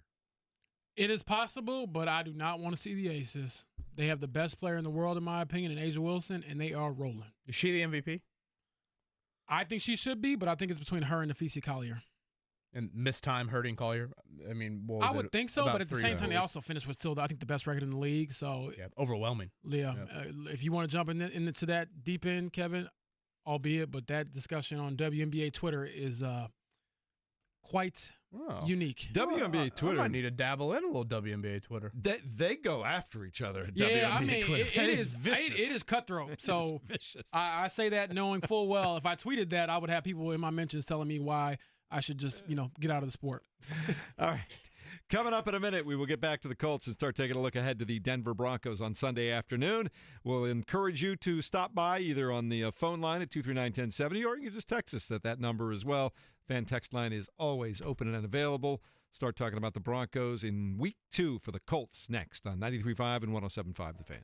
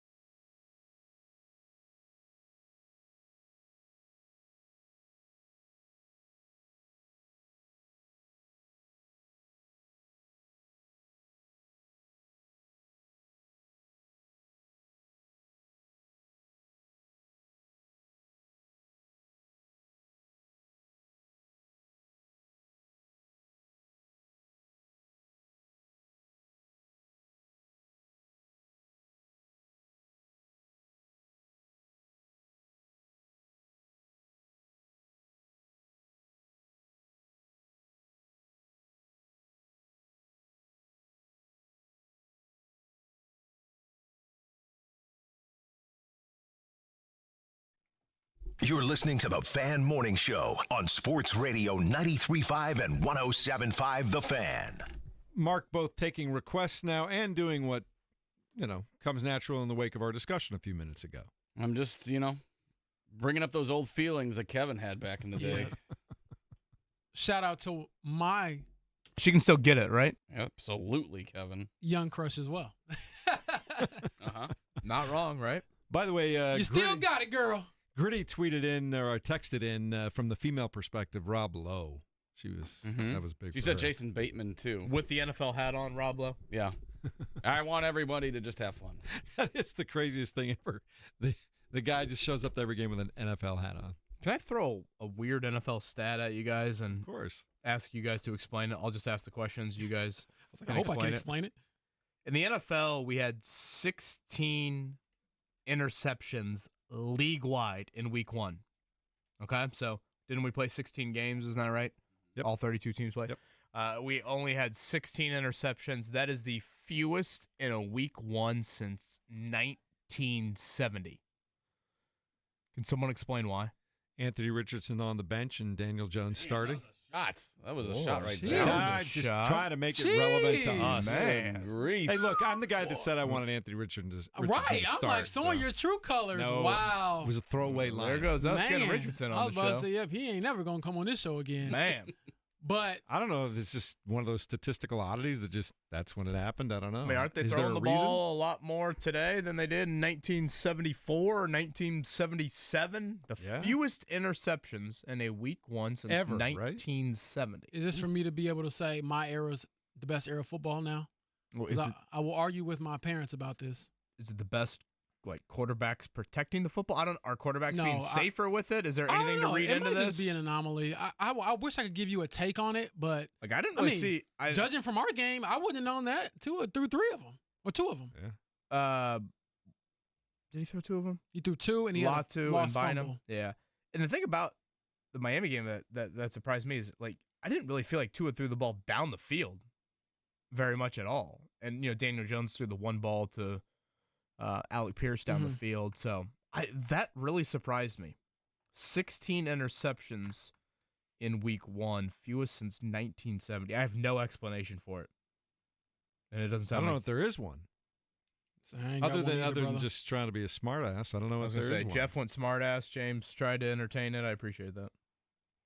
Well, I dropped the ball the last time you threw out one of your, thoughts about I know. the combine. And, yeah, I don't want to leave you hanging like that again, Kevin. Wasn't it the Matt Hasselbeck analogy of realtors and – Yeah. And as a guy who's still in an apartment, I didn't really have much to offer there. That's it. Now you got me thinking, though. I think probably it's just Mark, one of those statistical anomalies. Something intelligent? Well, that'd be a first. No, I don't really understand what's going on there. I don't know if it's just defenses, kind of getting the feel for the game and maybe just being protective of the way refs are calling games. I don't know, but yeah, I mean, that is. I didn't realize it was only 16. I feel like in wild. recent years we've had people say quarterback plays down. Quarterback play is not what it, was, whatever, 10, 15 years ago. I thought that was largely kind of a lazy narrative, but, I guess is that no longer? Our quarterbacks, again, are they being more selective with their throws? Are they not trying to force the ball into as many windows? Because correct me if I'm wrong, I mean, yes, Buffalo and Baltimore would say, hold my beer, but it's not like scoring was at a crazy high rate in week 1. That's a good point. Yeah. But again, I wouldn't have, and honestly, until you told me this, I would have never guessed this because of the way our game went that we covered. Because the Colts lit up the scoreboard and forced turnovers and all the above. Well, yeah, I mean, the Colts had 2 interceptions. But then if you think about it, was it part of it just low scoring in general, though? Right. Man, some of these games, I want to see the Rams game was maybe like 14-9. I mean, these are our winning scores from week 1. 27, 23, 17. Colts had 33. 20, 20, 34, 21, 26, 20, 17, 27, 14. Yeah, see. Obviously, you had the big 41 on Sunday Night Football, and then the Vikings had 27. So, I mean, largely. Doesn't sound crazy right. low, though. So, again, our team's quarterbacks being more selective, being more reserved with their throws. When you look at Daniel Jones, outside of the one ball that Miami dropped the interception, I don't even remember many like contested windows like which again is a credit to obviously Shane Steichen dialing it up and the pass protection and Jones, making sure he walked those fine balance of not taking chances, all that. It's a really good question. I'm looking at just the AFC. I'm just looking at each individual starting quarterback, and I'm thinking, well, maybe is there just more competent starting quarterback play across the board? And maybe that's it, because, just run them down real quick. Tell me who is just the terrible, awful quarterback. Josh Allen, Justin Fields. Feel free to chime in on that one, Mark. Drake May, Tua, Joe Burrow, Aaron Rodgers, Lamar Jackson, Joe Flacco. Yeah, Tom goes here. Fewest interceptions when you breathe on anyone. You get called for illegal contact, holding or PI. Okay, maybe. I get that. Greg saying, if you take a little deeper look at it, was yards per attempt. James, that was a stat you brought up earlier in regards to. Yeah, the Colts did not really throw it down the field a whole lot. Right. Now, they created a nice yards per attempt because yards after catch and things like that. But I don't know. It's week one. Welcome to where we're at right now, but that would be something to watch here moving forward. I think the wilder thing is that in that high-scoring game of Ravens-Bills, Josh Allen and Lamar Jackson threw it 65 times, threw for over 603 yards total, and no interceptions for either of them. No. That's the I'm not going to lie. That Again, fourth quarter is the craziest when stat I watched I've heard. I was thinking I am watching two Titans play.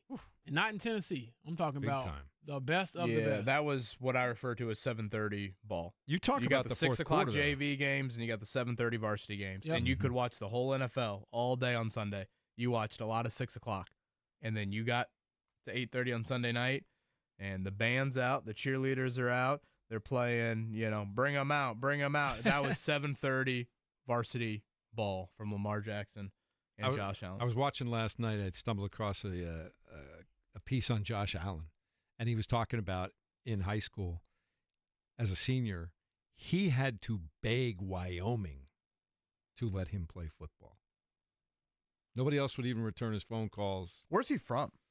It's from the Midwest, I think, somewhere. Really? I just figured he's from Wyoming. But he was talking about the fact that he just wanted to play college football so bad, and he ended up in Wyoming because nobody else wanted him. He's from California. Is he a California kid? Yep.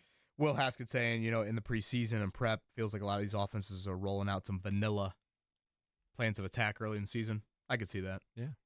That's a good one. I'm glad we could rely on other people for intelligence versus Well, but also at the end of the day, smart-ass I comments. think it is just also one of those. It Yeah. happened. You It happened. You in threw him week an one. alley-oop, and he dunked on you, Kevin. You're doing the Michael Jordan security guard in The Last Dance. All right. Coming up in a moment, we will talk about specifically the Denver Broncos, the problems they present for the Indianapolis Colts. Get your thoughts on that, too, as we continue next. And thanks, Will, on 93.5 and 107.5 The Fan.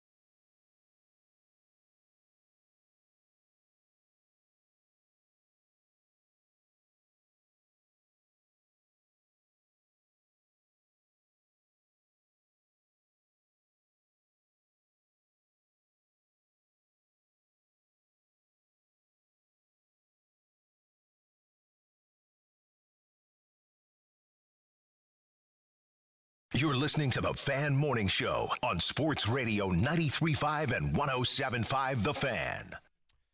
Get us up and moving, Mark Dykton. That's what I like right there. High school lights, they're running out the door right now. 1,000%. Yeah, we'll play this and we'll go out and get smoked. Happy memories for you, James. But you look good jogging out of the tunnel. Exactly. This song didn't help at all. I'm so serious about this. Do you know this is how I can identify when, and I even with my own family, God bless them, when a kid is sorry. Because if you only post the highlight tape and it's you warming up, it's you cheering, it's you doing a couple of different practice shots, I don't see no game tape, you're sorry.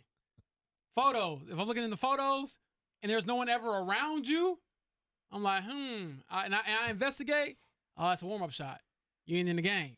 So just little, information for those out there. If you want me to believe what you're putting out there, you got to have better tape. You got to have better stuff. That's why people have the iPad at the games. They got to get the whole thing. I know, exactly. Got to get the wide range. Oh, yeah. I mean, I did this myself. I went to do the shooting when the WNBA All-Star Weekend was here, and they had all these shooting challenges.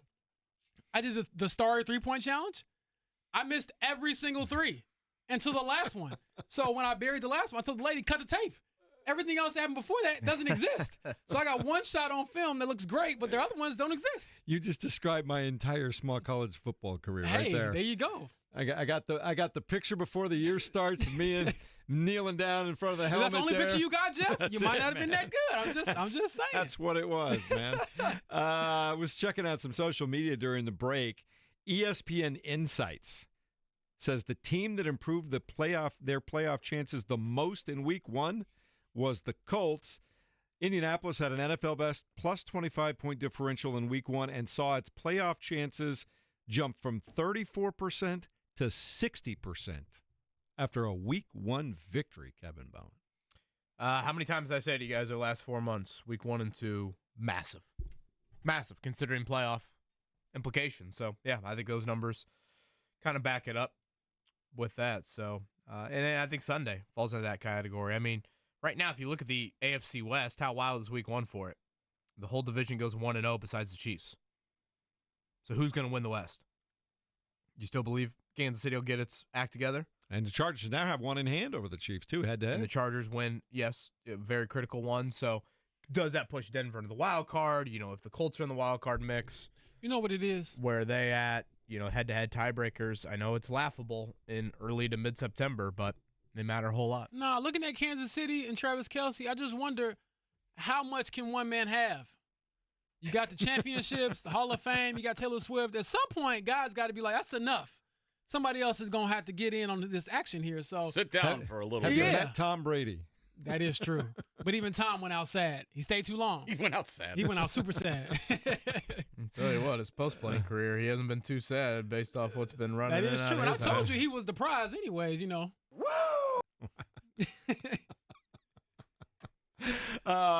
Tweet right below that, too. Mike Chappell had responded to somebody who said, Daniel Jones suffered 6 years behind the Giants' offensive line and is now in paradise. Showed a picture of him standing in a completely pure pocket. Mike Chappell responded, 208 sacks suffered in 70 games with the Giants. Well, that's, to me, the biggest Daniel Jones belief bet you can have exiting Week 1. There's all this debate right now. What's real, what's not? Okay? If I said you had to bet on Daniel Jones looking like that every week, it's probably going to be met with some hesitancy, right? Given the back of his baseball card, you would sit here and say, that's not Daniel Jones. But if I spun it in a different direction, I said, what if you bet on the Colts offensive line being really good again? Colts offensive line has been really good. Mm-hmm. So if you sat there and said to yourself, okay, I might not believe that Daniel Jones is going to have as flawless of an afternoon week in and week out as he did on Sunday, but if you said, hey, he might be operating from much cleaner pockets for 17 games right, versus what he did with New York, now you might believe in that a little bit more. So to me, that's the element of what we saw on Sunday offensively of, the old, can this be real? Is this real? Is this the 2025 Colts? Like those big questions we always ask after a Week 1. the fact that Jones operated from that pocket, it's not going to be that clean every week. I don't want to seem outrageous with the expectations. But if it is much cleaner than what you just laid out there in New York, Jeff, then all of a sudden does Daniel Jones go from being if you just want to letter grade it out, Daniel Jones, let's call him a D quarterback with the New York Giants. Now does he become a B- quarterback? And if you're a B- quarterback with this roster, maybe you're onto something. You're probably playing meaningful football for the first time in a while, and then you get into these bigger debates of, how do you view Daniel Jones moving forward? And Mike asked us earlier in the show, week 1 hot take, Daniel Jones gets a contract extension midseason. Can you imagine? Wow. Bobby Jefferson, the second. You would not want to go there, Jeff. No, I mean, because it's mind-boggling to think about it. It's a long way to go, obviously. And the point I was trying to make, Bobby Jefferson. No chance in hell would I be giving him a contract extension mid But mid-season. check this out, though. Real quickly, though, Bobby Jefferson, who listens to our show all the time, responded to that tweet that I just read out by saying, settle down. Happy we won week 1 for the first time since 1080 HDTV. But Miami was a mess. Let's see how we do versus Denver. Bobby, I'm drinking the Kool-Aid, okay? It's time to drink the Kool-Aid. Go all in. Bet it all on Daniel Jones, Super Bowl MVP, okay? But no, I do hear you tempering expectations, which is smart. But one of the things to kind of piggyback your point about the offensive line, Kevin, I just looked this up. So since Daniel Jones entered the NFL in 2019, so between 2019 and the end of last year, he took the 3rd most sacks in the league during that span. 208 sacks. Only 2 quarterbacks who took more were Baker Mayfield and Russell Wilson. The difference there is that Daniel Jones took 208 sacks in 70 games. That's like 3 a game. Whereas Baker Mayfield played 92 games. Russell Wilson played 87 games. So he was behind some bad offensive lines there in New York. And I get some of that is you holding on to the ball too long, but not all of it. I mean, not when you're getting sacked that many times at that rate. It is hard to play good football or to feel confident in yourself, your decision-making, when you know I'm going to get crushed at least 3 times for a sack, and that's not even counting all the other hits and hurries and things like that. Yeah, Paul chiming in here. Dolphins sat back like Gus Bradley was their defensive coordinator. We'll see how things go against That's actually not a bad way to look at an how that aggressive went. Denver defense because that's when he panics. I do think Miami actually blitzed a little bit, but I get where you're coming from a coverage standpoint. And I think we talked about this throughout the month of August. It was a golden week 1 opportunity for Jones facing a Miami cornerback group that was really banged up and lost Storm Duck, early in that game. Sorry for laughing, but that does not. It sounds like we're in like a Star Wars movie. Mm-hmm. No, I should just call him like Bob Jones or something. Like Storm Duck. Yeah. Nah, that's a great name. That is a great name. Rick Smith. I'm wishing him a speedy recovery, by the way, in all seriousness. But yes, that becomes the question of, okay, what happens when Jones gets put into conflict? Like, what was the most difficult situation Daniel Jones was thrown into on Sunday? Probably the one where he got a 0 blitz off the edge and he got smoked. Yeah. But even I guess I'm speaking more of like 3rd and long stuff. Like, I don't think they were in. Well, he had a 1st and 30. The Dolphins gave it back to him. Right. I'm trying to think. Obviously the 2nd and 20 where he finds Pittman for a touchdown. Yeah. The 3rd and 10, which I actually think it was like a 3rd and 8 or 3rd and 9 where Tyler Warren I thought got interfered with Minka Fitzpatrick. Again, just more of that stuff because Sean Payton kind of pointed this out in his presser yesterday. I mean, it really snowballed in a hurry on Sunday. You got the opening field goal drive, and then it was interception. And then you punch that in. After that, was the interception followed with a fumble? Didn't Tua have 2 turnovers in 3 plays? I think pretty close to that if it wasn't that. The Bynum interception, yeah. And then the second play of that next drive, boom, fumble. And you respond to that, touchdown. The next thing, you're up 17-0, somewhat early in the second quarter. I mean, you don't see margins like that early in an NFL game very often. So again, just when you get put in, positions of conflict, how do you respond? Because that's what really makes these quarterbacks. Yeah. That's what truly separates them. 3rd down, red zone, 2-minute, when you're trailing, on the road, those sorts of things. That's what, largely defines tiers of these quarterbacks in the NFL. And the other thing, you earn it, and so you have the ability to do it. But as you get a 17-0 lead, that then turns into a 20-0 lead to use the old expression, the defense can really pin its ears back and start doing more exotic things and taking chances. And let's really dial up the pressure now. And let's really do some things that maybe normally we wouldn't do if the score was 13-10 right now. Yeah, that's a good point you make. So, the way I kind of look at it is I can't necessarily disagree with any of that. I'm just very curious to see how it all looks again when you face a defense that is probably going to give you more difficulty than what you had in week one. Yeah, I don't think there's any probably about it. James, for those that missed it yesterday, your view of the cornerback situation right now, given the Colts' health status and I guess just the injury report in general. Yeah, so the big ones for cornerback, obviously Jalen Jones being out for what Shane Steichen said will be a while with another hamstring injury, re-aggravating that hamstring injury. And then you have Travaris Ward, Mooney Ward being out with a concussion. Now, it may have been a good sign that he was actually out at practice yesterday around all the lights and sounds. So we'll see how it shakes out. But if those two are unavailable this week, and really that one being Travaris Ward because Jalen Jones, he's not playing this week. But then you have to look at, okay, do we go with Mekhi Blackman, the guy we just traded for? Do we put Kenny on the outside and move Chris Lamons off the practice squad and put him in the slot? So there's some toggling there to certainly think about. Is Jonathan Edwards, even the rookie, get an opportunity? Undrafted free agent. Yeah, so those are some of the challenges they're going up against. But as you pointed out, you're going to face some pretty good, wide receiver cores this year. And you just hope that this week, you can hopefully absolve an absence or two. Yeah, I was talking to somebody over there yesterday, and they're like, Bo Nix week one looked like Auburn Bo Nix. Yeah. And for those unfamiliar with the Bo Nix background, that's not a compliment. No. So, again, who is Bo Nix? Denver's been very good from a win-loss record in his young career. I don't think he's been that great, though. I think there's still, just some questions about him.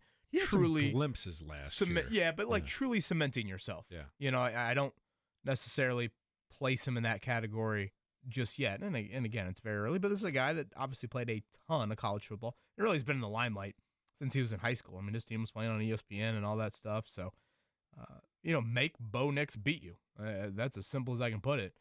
Denver wants to run it. They've got a couple different runners this year in J.K. Dobbins, and the rookie Harvey broke off a big one in week one. They like him, by the way. Put Denver into positions where Bo Nix's right arm's got to win the game for him. They don't have, and here's the other thing. I was going to say they don't have Tyreek Hill and Jalen Waddle, but I'm also thinking to myself, is Tyreek Hill still Tyreek Hill? Yes. He is still Tyreek I would think so, yes. No, I'm not kidding about When's he going to get traded? He probably has to deal with all the legal stuff first. Now the NFL might be investigating his latest off-the-field activities. I was kind of surprised that Jalen Waddle was held completely in check, too. I really thought with Tyreek Hill being who he is coming into that game, I kind of thought like Jalen Waddle would be the guy they would look to all day long, but they just never looked for a lot of people. I also was shocked they didn't try and target Xavier Howard down the field at all. I mean, you would think that is like... They didn't really throw the ball down the field, period. Period. You're right. 32-year-old corner that didn't play football last year. How much of that is Xavier saying the next day, hey, with Tua, you just take away his first read and he gets lost? But like, Our first read would have been going at you. I was going to say, Go deep. Where is like the very focused game script of, here are our 3 shots we're going to take at Xavier Howard. In some way, somehow. Who we know very well. We're going to make sure it's incorporated into the game. One other injury note, and we'll see where he's at today. Latu was limited yesterday at the hamstring. As we now get back into the old NFL injury report season, there is no bigger word that has more gray area than the word limited on an injury report. That is I seem to very recall true. a few years ago, and this is just how the injury status works, Julian Blackmon tore his Achilles during practice, and technically he's listed as limited. Is that because they hadn't had the official diagnosis yet? No, because technically you're limited. Yeah. That's your participation meter. Like, remember when Deshaun Watson tore his ACL in practice? Technically on that day, he was limited because there's 3 designations. You're full, you do all of it. You're limited. Or DNP. Or you didn't practice. Yeah. So, when you see guys listed as limited, it's always one of these things where, are they just simply monitoring a pitch count? Because limited could mean 99% or it could be 1%. Or, did he get hurt within that practice? To me, injury report-wise, it's always never a good sign when you see, like, full on a Wednesday, limited on a Thursday. Unless it's like older guys taking a day off, right? Right. But, sometimes that can be something that you watch for. So that will be something to check in on to that later end today. What's Steichen's, remind me what his kind of philosophy is on whether a guy does or doesn't practice during the week and whether he gets to play. James, feel free to correct me if I'm wrong. I want to say Buckner is probably the only player, I would argue, in the last 4 or 5 years that has missed a full week of practice and then played in that game. Does that sound right? Yeah, that sounds about right. And I think, was it the Green Bay game last year he did it? And it was he was with the back at that time. Was it just like third down and red zone when he was in that game? So typically you've got to get out there for some form of practice. And again, with Mooney Ward, who James brought up earlier in the concussion protocol, you do have enough time if you missed the Wednesday practice to still make it to Sunday and play. He's got to be out there today in a red jersey. And you can get approved and all that like Saturday. Sure. So this can go past Friday. So just because you miss Wednesday, yes, percentages say it's not a great chance, but the door is still open. All right, we'll keep an eye on all the injury news for the Indianapolis Colts. You guys will be out there later on today, right? Yes, sir. Yes, I will. So keep an eye on their socials. They can find you at Romeoville Kid. Y'all know that. All right. KB, yours is Get out of my pretty mentions. straightforward, too. Just wagging his finger at everybody out there. What a dumb question out there. Of course they know where to I find say, y'all know that? I'm desperate for followers. K-Bow and 1070. All right. Please follow. Take a look at it. Let's check down, Mark, and see what's happening elsewhere. The Morning Checkdown on 93.5 and 107.5 The Fan. And so while the Colts and Broncos get ready to play on Sunday afternoon, the NFL season continues tonight. Week 2 gets underway in Green Bay at Lambeau Field. I said Green Bay at Lambeau Field. Packers suck. They'll be hosting the Washington Commanders. Both teams 1-0. One of the most exciting young players in the league takes the field in Jaden Daniels. And we'll also keep an eye on Terry McLaurin, see if he can do some damage as well, Mark. I hope so. I have him in a fantasy league. I would like him to do some stuff. Jason Anytime touchdown score, that'd be great. Jason Hammer going to try and win us some money here in 10 minutes. All right. How did you do last week? Not great. We did win the overall team bet, Mark, and we got Tyler Warren over 3.5 catches. I think the individual props on Thursday Night Football did not hit. So, yeah, the Dak Prescott over/under and completions fell short, and I believe it was A.J. Brown anytime touchdown score. A.J. Brown I don't even know if he dressed that game, quite honestly. He had 8 yards receiving in that game. Didn't help me at all. 8 yards receiving. Not that I'm bitter about that or anything. Yeah, it doesn't sound like you are. Let's talk some Major League Baseball, Mark Dykton. Let's do it. Chicago Don't look Cubs. now, but here come the Red Legs. That's well, okay. Then I'll start there. The hottest team in baseball. Let's Reds go. beat the Padres by a Can score you of imagine? 2-1. I can't believe Jeff's falling for this from Mark. Again, he declared them dead on Monday. Now he's back. Again, it's the Undertaker rising. You know after why? Being buried I alive. challenged him, Mark. I challenged him, and they've responded. Mark is just patronizing us I don't know right what you're and talking left about. here. It's utterly pathetic, and Jeff is falling for it. Not true at all. I believe. You suggesting We this all is, have been here before in sports. you're suggesting Your this is a Drink friend? the Kool-Aid, Jeff. Your friend is fan of a great team. You're fan of bad team. And your friend is scratching your back and pulling you out of the toilet like somebody on the 21st birthday. Don't fall for it. You're falling for post-sports disappointment syndrome right now. No, I just know how the Reds are, and I look at the standings right now, and I know how this is Oh, going to go. ye of little faith. I've been here before, Man, done this. Andrew Abbott did it on the mound last night. Come on, Kevin. And Yeah. it's football Faith. season anyways. And by Not the only way, was it it long, but it was deep and wide. And People Ellie De La Cruz excited. had an RBI last night. See? Come on, Kevin. Get on board. Pop a seat right I'm about over to here. say, Jeff started today with a sermon, so You got the mustard seed faith. That's got what you the need right now. Mustard seed faith. puppeteer Mark Dykton over here. Yeah, trust me. I listened to that first segment, and I told myself, no need for the Bowens to go to church on Sunday. Full-throated. That's right. How do I continue the check down from that? How do I keep it going? The Cubs did beat the Braves, the hapless Braves, 3-2. White Sox continue to win in the second half of the season. They beat the Rays 6-5, and for those Cardinals fans out there, they lose in Seattle by a score of 4-2. You can go watch baseball tonight, 6:35 over at Victory Field. The Iowa Cubs, the Indianapolis Indians. It's getting late. to go see the Indians this year. Mark, are you guys still getting out there? Last homestand of the regular season. Yes, we're planning to go this weekend. So I'm assuming we're probably going to go Saturday because Sunday, there's no way in hell we're going Sunday with the football on in my book. But yeah, Saturday probably getting out there. Maybe even Friday. So might do a double dip Friday, Saturday. We'll see. Now, are you one of those? Not now. Daddy's watching football. No, they can enjoy it, but they're also like, oh God, two TVs are out here now. I'm like, yeah, there's other TVs in the house. These two are mine. Go elsewhere if you need to watch, K-pop Demon Hunters or something. A couple of other NFL notes, too. Did you see Brock Purdy could be at 2 to 5 weeks with turf toe? Yeah, that is coming across the NFL wire. So not only did they lose George Kittle for a couple weeks, they are also without their starting quarterback. So that's an interesting turn of events because obviously everybody was kind of thinking the 49ers might have somewhat of a comeback season. But now you're without your starting tight end and your starting quarterback for the better part of a month now to start the season. So, oh boy, that's not ideal. All right. Colts play them late in the year, just before Christmas. Well, they'll probably be all healthy and trying to make a playoff push by that point in time. Curious to see what those lines start looking like for the 49ers games because I believe their backup quarterback is Mac Jones. So, and Curtis Rourke is their other backup. Well, I thought he was out with. Yeah, and he's out. So I don't know if they're going to. They currently have one quarterback on their roster, so I think they're going to have to make a move at some point. And correct me if I'm wrong. Wasn't the whole drama a few years ago? Remember they traded up? Wasn't the thought they were taking Mac Jones originally? Then they fell in love with Trey Lance. Yeah. Ended up taking Lance, and then we obviously saw that played out. Now, here you go. Here's Mac Jones. Boy, Christian McCaffrey goes down. They are really cooked. So, yeah, not good for the 49ers at all.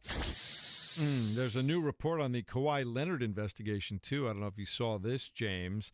Clippers minority owner Dennis J. Wong invested almost $2 million into that shell company Aspiration, a former team sponsor, 9 days before Aspiration wired $1.75 million to Kawhi Leonard.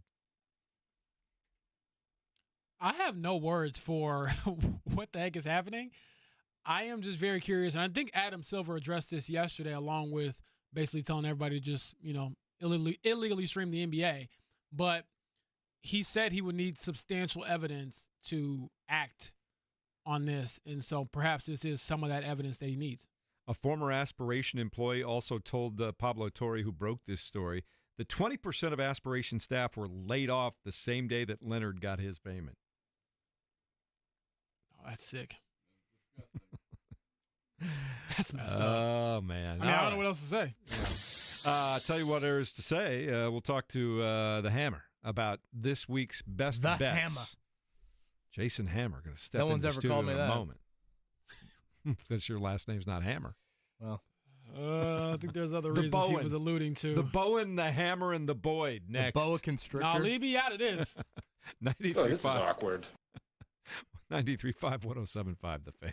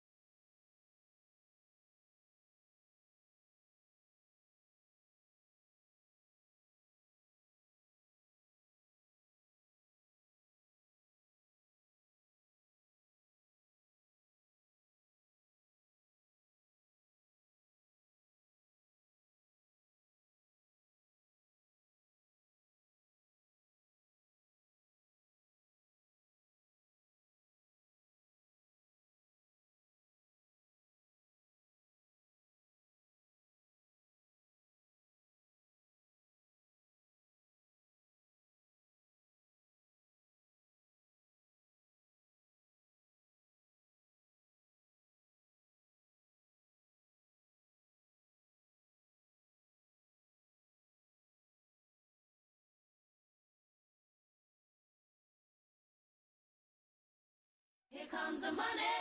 Here we go. Money talk. Here comes the money. Money, money, Dollar, dollar. Dollar, dollar.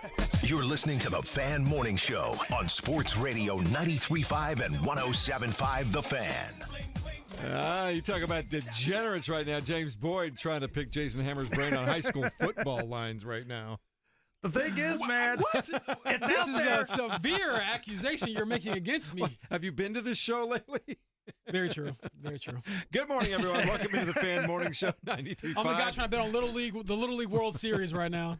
Dude, if it's a line, I'm in. I think there should be a Little League World Series of poker. Don't threaten me with a good time. Let's go. If you haven't noticed, Jason Hammer has entered the conversation here. And how did we do last week on our first week out of the gate in NFL football? So we got the game right. I always feel like that's the big bet. That's the most important one. We had Cowboys plus 8.5. Got that right. The prop bets, we were 0 for 2. But had C.D. Lamb been able to catch a cold or anything last week, I feel like we would have cashed. We were 2 Dak attempts away from cashing that ticket. But if Lamb catches any one of those balls that extends the drive, I think we're good. Look, I am guilty as charged, but that explanation right there is every gambler ever in the history of gambling. If he'd have just caught the ball. I mean, Hammer, were you sick watching that? Because, I mean, the drops, I was thinking to myself, ooh, these boys are cooked. Oh, I've been beat way worse than that. Okay, fair enough. I remember last year, the dude from the Giants that had the breakaway touchdown and slid down at the 1 to run out the clock. Like, that's the degenerate life right there, man. That's what it's all about. Like if you had the over last week at the weather delay. Yeah. And all you needed was, 3 more points or 4 more points, something like that, and you don't hit it. Okay, tonight, I think it's a great matchup. I think it's NFC title preview. Jaden Daniels in the points looks very enticing with 3.5. That is the favorite there for the Green Bay Packers at Lambeau. Walk us through your thinking here in our first Amazon game of the year. All right, so now we got a little data to work with here, right? NFL Week 1, unders went 12-4. Ooh. Lot of unders. The overs, of course, were the shootout, on Sunday night. You had the Steelers and Jets putting up video game numbers, couple others, but the unders went 12-4. So this is the overreaction week. Vegas odds makers are not stupid. They know morons like myself have access to this data, and so do you. So they're going to overreact a little bit. So let's look at this total here. 48 is what I'm seeing this game at tonight. Washington at Green Bay. Green Bay 3 to 3.5, depending on where you're looking at. I'm looking at the total here, 48. I know last week the Washington squad, the artists formerly known as the Redskins, the Commanders now, they didn't look real sharp, but it feels like the teams that rest everybody in the preseason come out a little rusty. And if you look at that game, ultimately it was an under against the Giants. Giants stink, and that's true. But Washington let them in the red zone a bunch of times, and the Giants only scored once. So it's not like this Washington defense is going to shut you down. Green Bay looked pretty sharp. They're at home here tonight. I'm looking at the over on this one. All but 2 starts in Jaden Daniels' career as a starter for Washington, the over is cashed. It's a short week. I get that, but I feel like this is an overreaction by Las Vegas.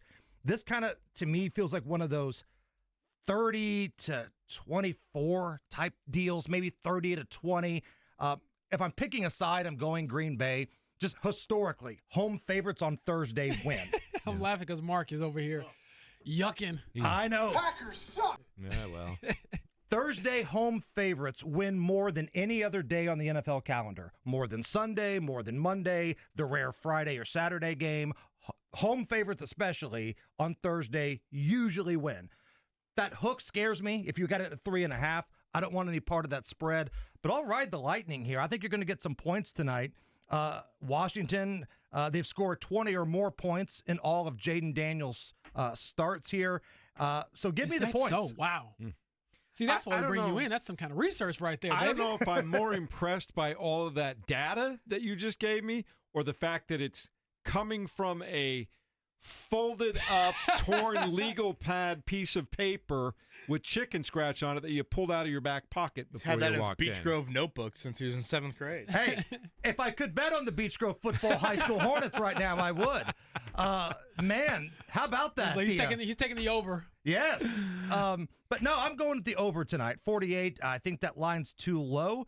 Both quarterbacks, I think, are pretty good. I think you've had a week of getting tuned up now, and that's not such a big number where you're sweating it. Like I said, this is 30-20. This is 30-24, something along those lines. All right, so let me ask you about this. We've been talking about this college line all week long. Purdue and USC. Is it really a 3-touchdown game for USC coming all the way from the West Coast? All the way from the West Coast, early start, and USC is going to beat the brakes off of Purdue. We saw this last year. Now, Kevin, back me up here. That was a not so fast, my friend. Purdue burned me so many times last year as a massive underdog. See, we were on fade Purdue all last year, and it was pretty profitable. So coming into the year last year, were they expected to be like decent or something? Because I mean, they were. No, but like Oregon was like a 35-point favorite on the road on a Friday night, and Purdue missed like 2 field goals and had a million turnovers and lost like 42-0 or something. I got burned by them. So okay, Hammer, I don't. They're better. They're better than they were a year ago. 21 is a wild number given USC's recent history in the Eastern Time Zone. Right, but still. Look at the first couple games. Neither team has played anybody really any good. Sure. Okay. It's a battle of unbeatens in West Lafayette. But Purdue couldn't separate themselves from Southern Illinois until late in the second half.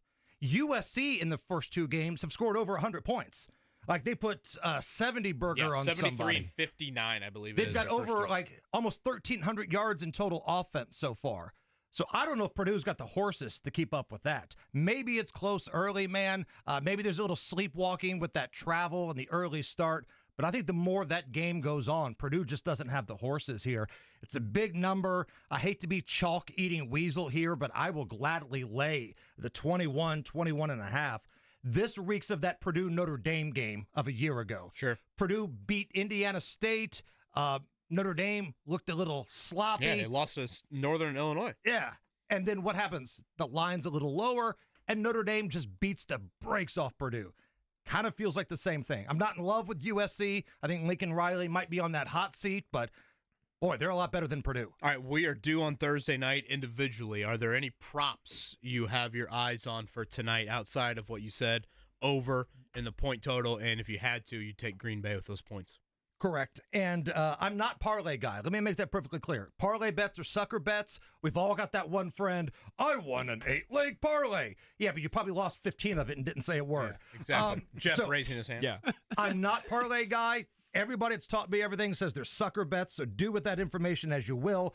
But how about Deebo Samuel? Over 54.5 yards receiving. Had 10 targets last week. And that's what we're looking for, right? Targets. 7 catches for 77. I think with that Packers defense, Micah Parsons giving some pass rush here, it's going to be a quicker release for Jaden Daniels tonight. And who better than to hit the slot receiver right there? We're going to go over 54.5 with Deebo Samuel tonight. And since I'm on the over, I might as well double dip here. Washington first half, over 10.5. Get a touchdown, get 2 touchdowns, your toes are tapping. You get 13 points, your toes are tapping. And the last one, Jordan Love, over 5.5 rushing yards. Now, if you think that Green Bay is going to win this game and they have the ball last, be careful because that's a kneel-down territory. But this feels like one quarterback pressure and a scramble away. Just 5.5 yards. That's all you need, 5.5. So those are the plays. Again, I'm not parlaying. I'm individual bet dude, but let's do that. All right, one of my favorites of the weekend, looking at it right now, and I always wait until Sunday to do my stuff, but I like the under for the Colts Broncos for the sheer reason that the Broncos defense is really good and the Broncos offense is really bad. Yeah, Bo Nix looked awful last bad. week. But as we always say, week 2's overreaction week. Right. Wouldn't be shocked if, Bo came out, looked a lot better, if Daniel Jones maybe regressed a little bit. Week 2 is overreaction week, but I do like the under. I'm waiting for some more player props to come out. I texted KB during that Colts game. We cashed that Ty Warren over receptions prop in the first quarter, I believe. Hell, almost hit on the opening drive. Let's go. Right. I mean, right. Where do you think that'll go to? It was 3.5. You think that climbs to 5.5? I think it goes to 5.5. I checked this morning, and I did not see the player props out yet. But this afternoon, Friday, we should have a better look at that. Jason Hammer got us set for tonight. I can't wait. This is a great Thursday night matchup. Over 48, baby. Let's ride that lightning. Cheer for points on a Thursday night. We all can get behind that. I like it. Thanks for coming by, buddy. We appreciate it. Appreciate you. Thank you. All right, you can hear your stuff this afternoon starting at 3 o'clock over on WIBC. Yes, sir. All right. Hammer and Nigel, there's half of it right there. Jason Hammer, our guy, joining us here on the Fan Morning Show. We'll wrap it up big and get you ready to go for that Thursday night game and more as we continue on 93.5, 107.5 The Fan.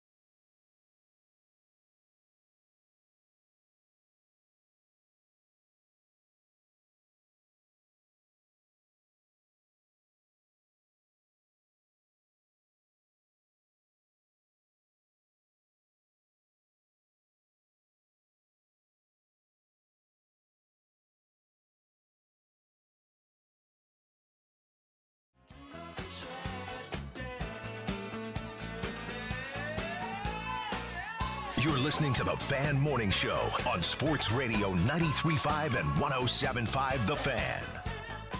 Was it the Verbo commercial with Nick Saban as the host for somebody on their vacation rental, and he's telling them what they can and can't do? I just found out that James, if he ever has one of those, he's going to be waiting for those folks going, no hot showers longer than 4 minutes.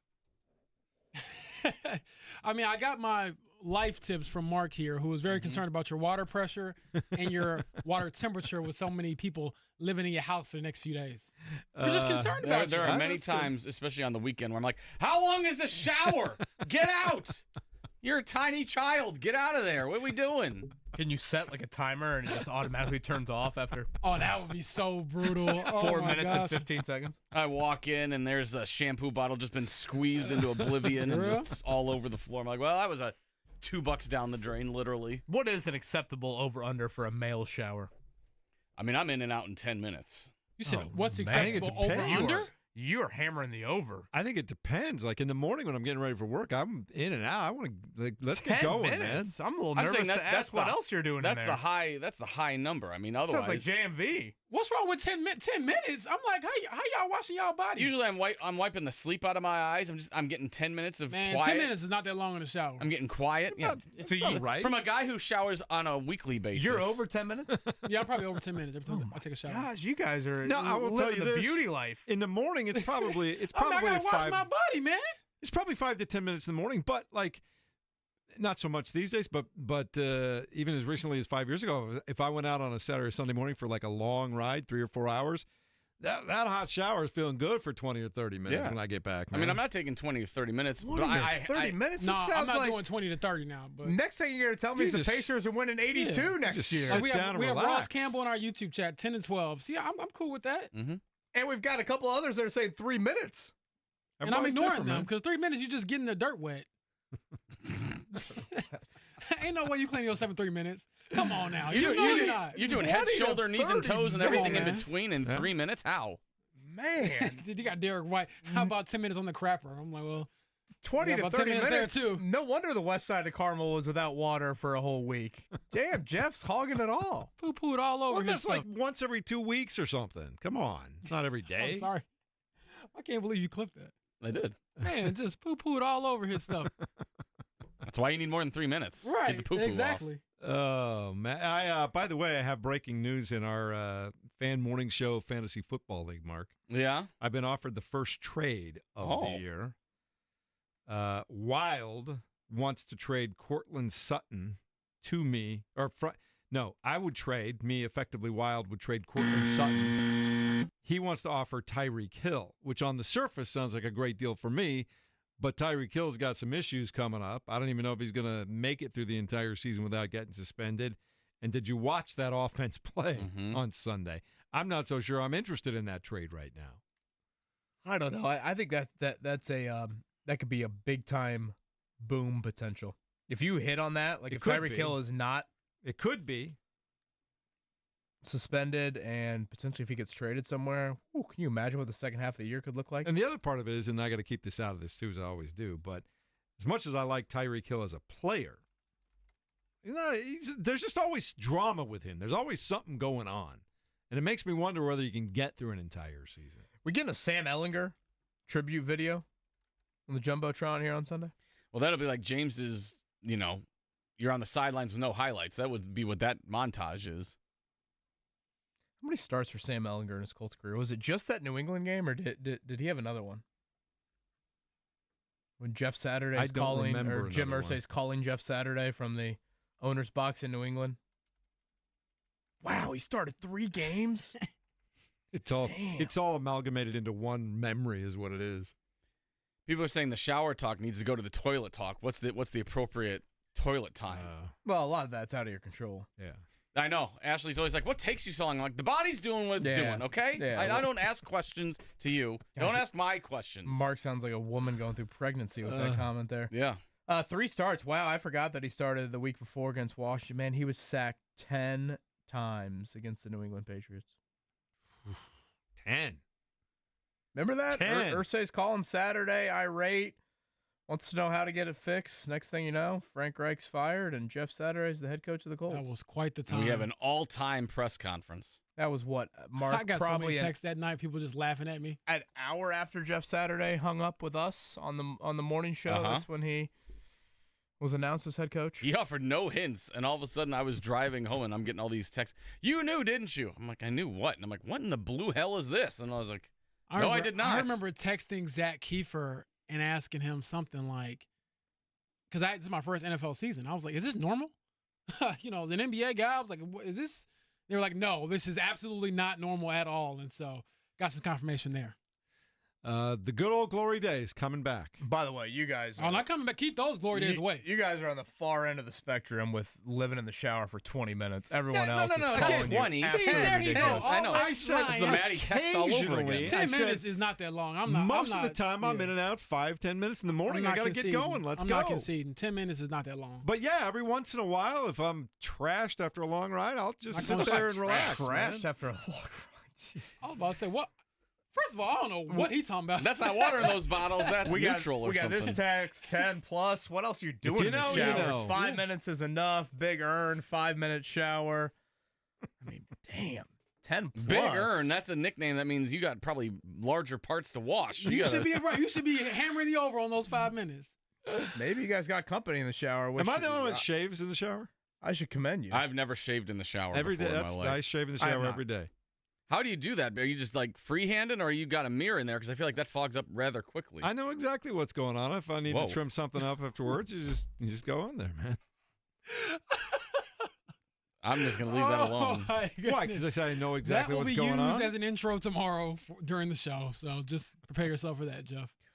I can see. Dear Lord, don't nick yourself. You've now put James in the headspace every day that he's editing what he says before he says it. I ain't gonna lie, all of us say stuff, but Jeff, you are usually the one that is most foul. But it's not That's why he needs to be in the shower when I say it. Oh my goodness. It's not. I was talking about shaving my face. Oh goodness. Man, just poo-pooed all over his stuff. Yeah, exactly. Should we preview the show tomorrow here? I think we just Anything did. to move on? I think we just did. We're going to hear that all day long tomorrow. We've got a loaded guest list tomorrow. It's what a busy do we have, show. Mark?